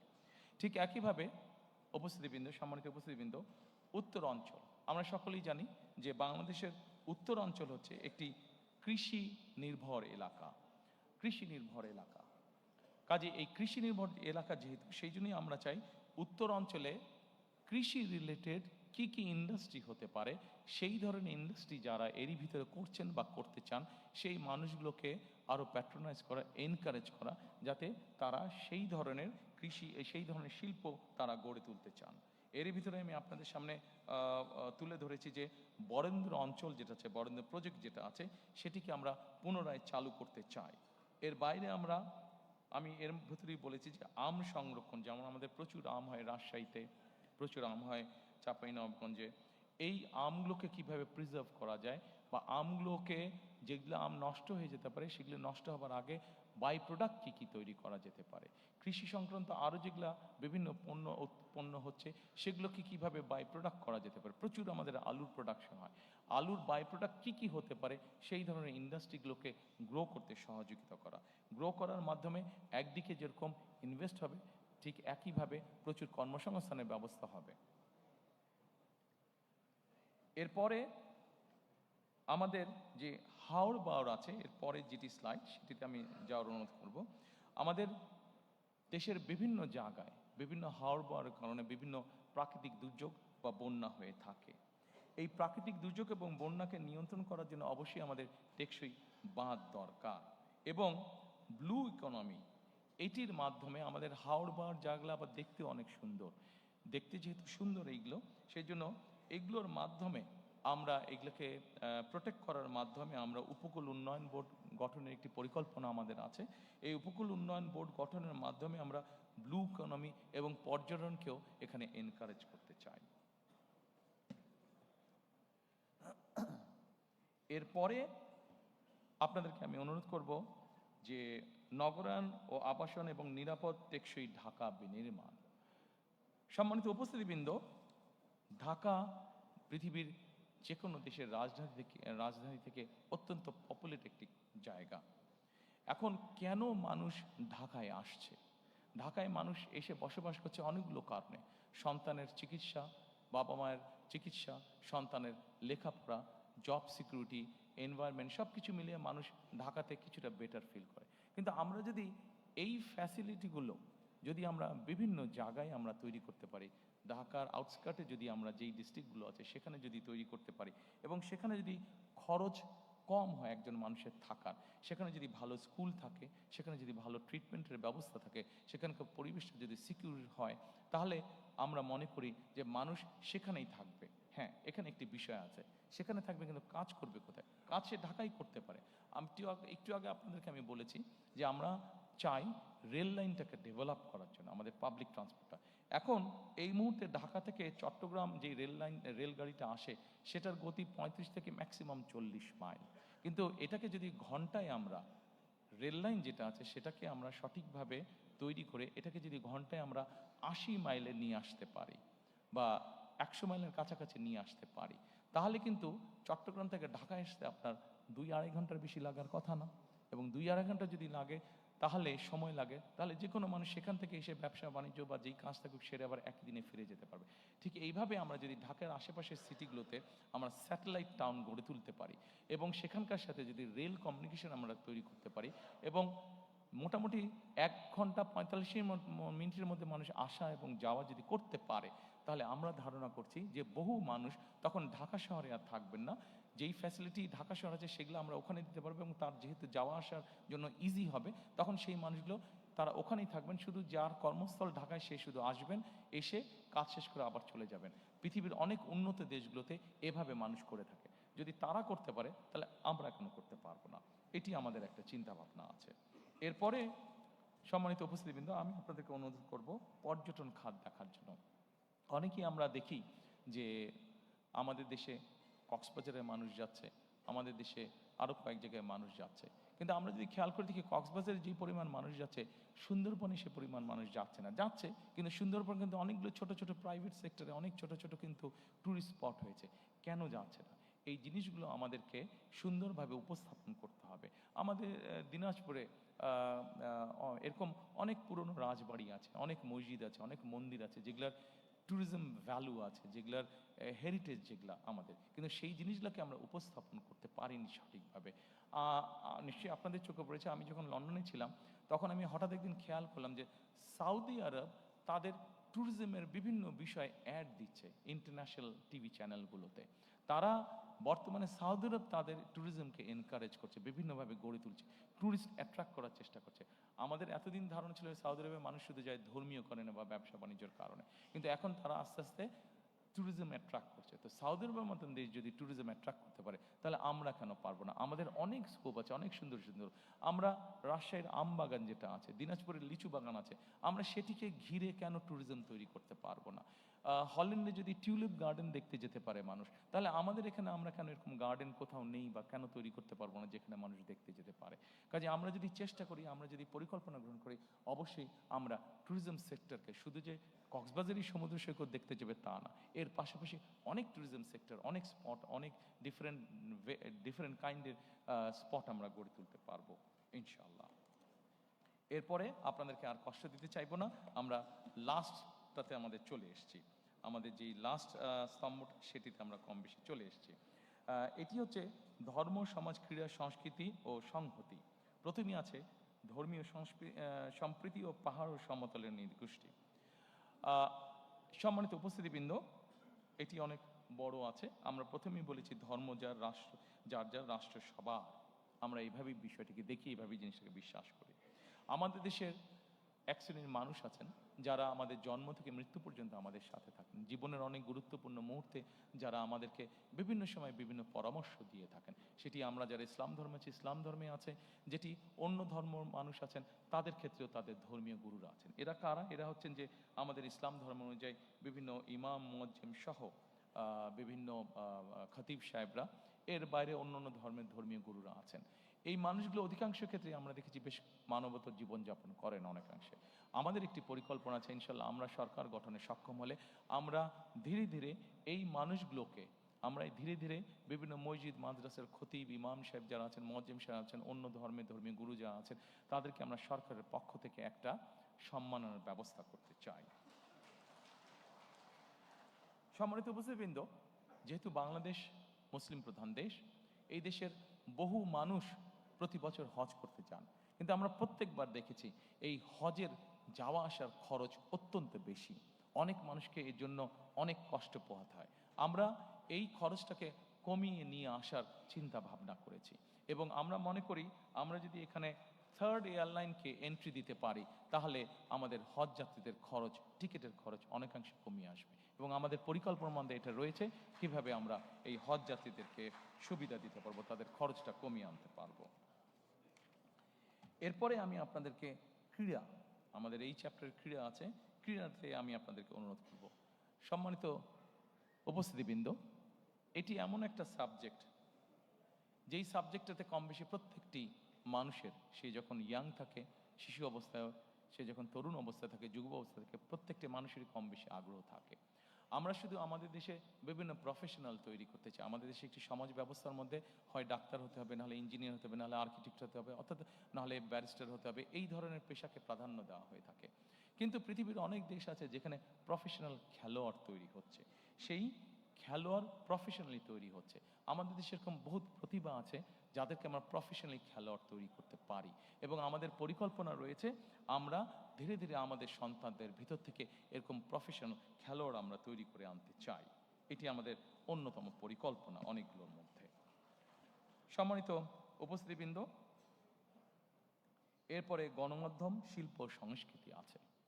আমি আগেই বলেছি আমরা গণমাধ্যমের স্বাধীনতায় বিশ্বাস করি, কারণ আমরা মনে করি, বিএনপি মনে করে, গণমাধ্যম যদি স্বাধীন না থাকে আমাদের জবাবদিহিতা তৈরি করতে কষ্ট হবে। কাজে গণমাধ্যম যদি থাকে আমরা সহজেই দেশে একটি জবাবদিহি সরকার তৈরি করতে সক্ষম হব, জবাবদিহি একটি পরিস্থিতি তৈরি করতে সক্ষম হব।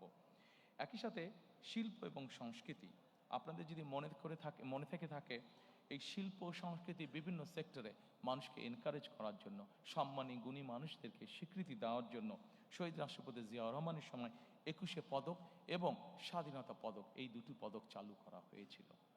সম্মানিত উপস্থিতিবৃন্দ, এই পদক দুটি বর্তমানেও চালু আছে। আমাদের পরিকল্পনার মধ্যে একটি পরিকল্পনা আছে, সমাজের বিভিন্ন মানুষ যাদেরকে অনেকে কেউ চেনে না, কিন্তু তারা বিভিন্নভাবে সমাজে বিভিন্ন রকম কন্ট্রিবিউশন করে থাকেন। আমরা চাই এই মানুষগুলোকে ধীরে ধীরে ধীরে রিকগনাইজ করার জন্য, তাদেরকে উৎসাহিত করার জন্য, যাতে করে তাদের ভালো কাজগুলো উদাহরণ হিসাবে অন্য মানুষকেও উৎসাহিত করে ভালো কিছু করার জন্য, সমাজের জন্য ভালো কিছু করার জন্য।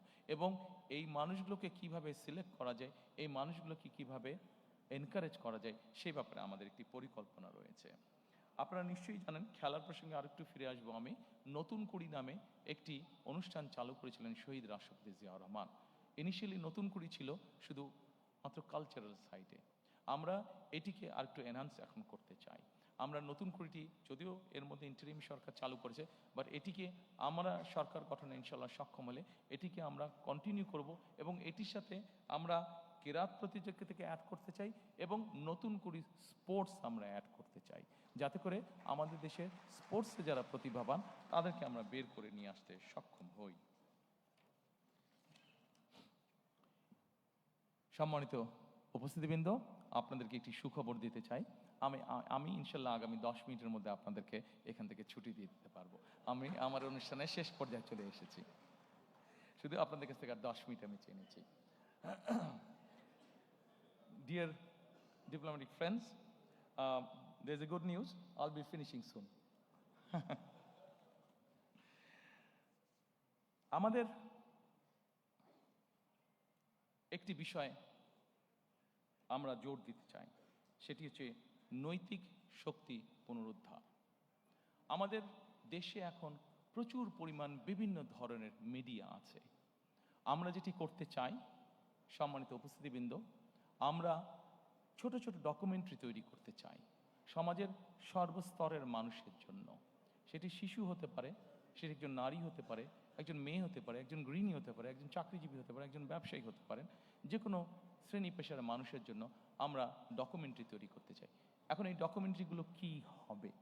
এই ডকুমেন্টারিগুলো আমরা তৈরি করতে চাই সামাজিক এবং ধর্মীয় মূল্যবোধকে সামনে রেখে। আমরা দেশের মধ্যে, সমাজের মধ্যে, পরিবারের মধ্যে আমরা সামাজিক মূল্যবোধ, ধর্মীয় মূল্যবোধকে আমরা দৃঢ়ভাবে ধারণ করতে চাই। আমাদের দেশে বহুত আমাদের সামাজিক মূল্যবোধ রয়েছে, আমাদের অনেক ধর্মীয় মূল্যবোধ রয়েছে, যেগুলোকে আমরা যদি ধারণ করতে সক্ষম হই, তাহলে আমরা ধীরে ধীরে একটি সুন্দর, একটি শান্তিপূর্ণ সমাজ, পরিবার, দেশ গঠনে সক্ষম হব বলে আমরা দৃঢ়ভাবে বিশ্বাস করি। শেষে, একদম শেষে এসে শেষ করে দেবার আগে, সম্মানিত উপস্থিতিবৃন্দ, আপনাদেরকে আবারও আমি আন্তরিকভাবে ধন্যবাদ জানাতে চাই আমার এবং আমার দলের পক্ষ থেকে। কারণ আপনারা সকলে কষ্ট স্বীকার করে অনেকক্ষণ সময় ধরে এখানে বসে আছেন। শেষ যেই কথাটি বলে আমি আপনাদের কাছ থেকে আজকে বিদায় নেব, আমাদের এই ম্যানিফেস্টো পর্বটি আজকে শেষ করব। সেই কথাটি হচ্ছে, আপনাদের সামনে আমি এতক্ষণ পর্যন্ত যত প্ল্যান, প্রোগ্রাম, কর্মসূচি, পরিকল্পনা উপস্থাপন করেছি, তার কোনো কিছুই করা সম্ভব হবে না যদি না আমরা 3টি বিষয়ের উপরে সর্বোচ্চ অগ্রাধিকার না দেই। সম্মানিত উপস্থিতিবৃন্দ, আমি ব্যক্তিগতভাবে একজন মানুষ হিসেবে, একজন রাজনৈতিক কর্মী হিসেবে আমি মনে করি দুর্নীতি, আইনের শাসন এবং জবাবদিহিতা, আমরা যদি এই 3টির ব্যাপারে, যারাই সরকার গঠন করবেন, আমরা যদি এই 3টির ব্যাপারে কঠোর পদক্ষেপ গ্রহণ না করি, তাহলে আমরা আমাদের কোনো পরিকল্পনাকেই সফল করে গড়ে তুলতে পারবো না। এবং আজকে এখানে দাঁড়িয়ে আমার দলের পক্ষ হয়ে আমি আপনাদেরকে এতটুকু বলতে চাই যে আমার দল, বাংলাদেশ জাতীয়তাবাদী দল, আগামী 12 তারিখে নির্বাচনে জয়ী হয়ে ইনশাল্লাহ সরকার গঠনে সক্ষম হলে আমাদের সর্বাধিকার, সর্বোচ্চ অগ্রাধিকার থাকবে এই 3টি বিষয়ের উপর গুরুত্ব আরোপ করা: দুর্নীতি, আইনের শাসন এবং জবাবদিহিতা। যে কোনো মূল্যে আমরা এটিকে সর্বোচ্চ অধিকার দিব। সম্মানিত উপস্থিতিবৃন্দ, আজকে আপনাদের কাছ থেকে আবারও আপনাদেরকে আন্তরিকভাবে ধন্যবাদ জানিয়ে এই অনুষ্ঠানে অংশগ্রহণ করার জন্য আপনাদের সকলকে আন্তরিক শুভেচ্ছা জানিয়ে আজকে আমাদের এই ম্যানিফেস্টো অনুষ্ঠান আমি আনুষ্ঠানিকভাবে আমার পক্ষ থেকে আমার পক্ষ থেকে শেষ করছি। আমি আপনাদের সকলের কাছে বিদায় নিচ্ছি। Thank you so much. Member of Diplomatic Corps, thank you so much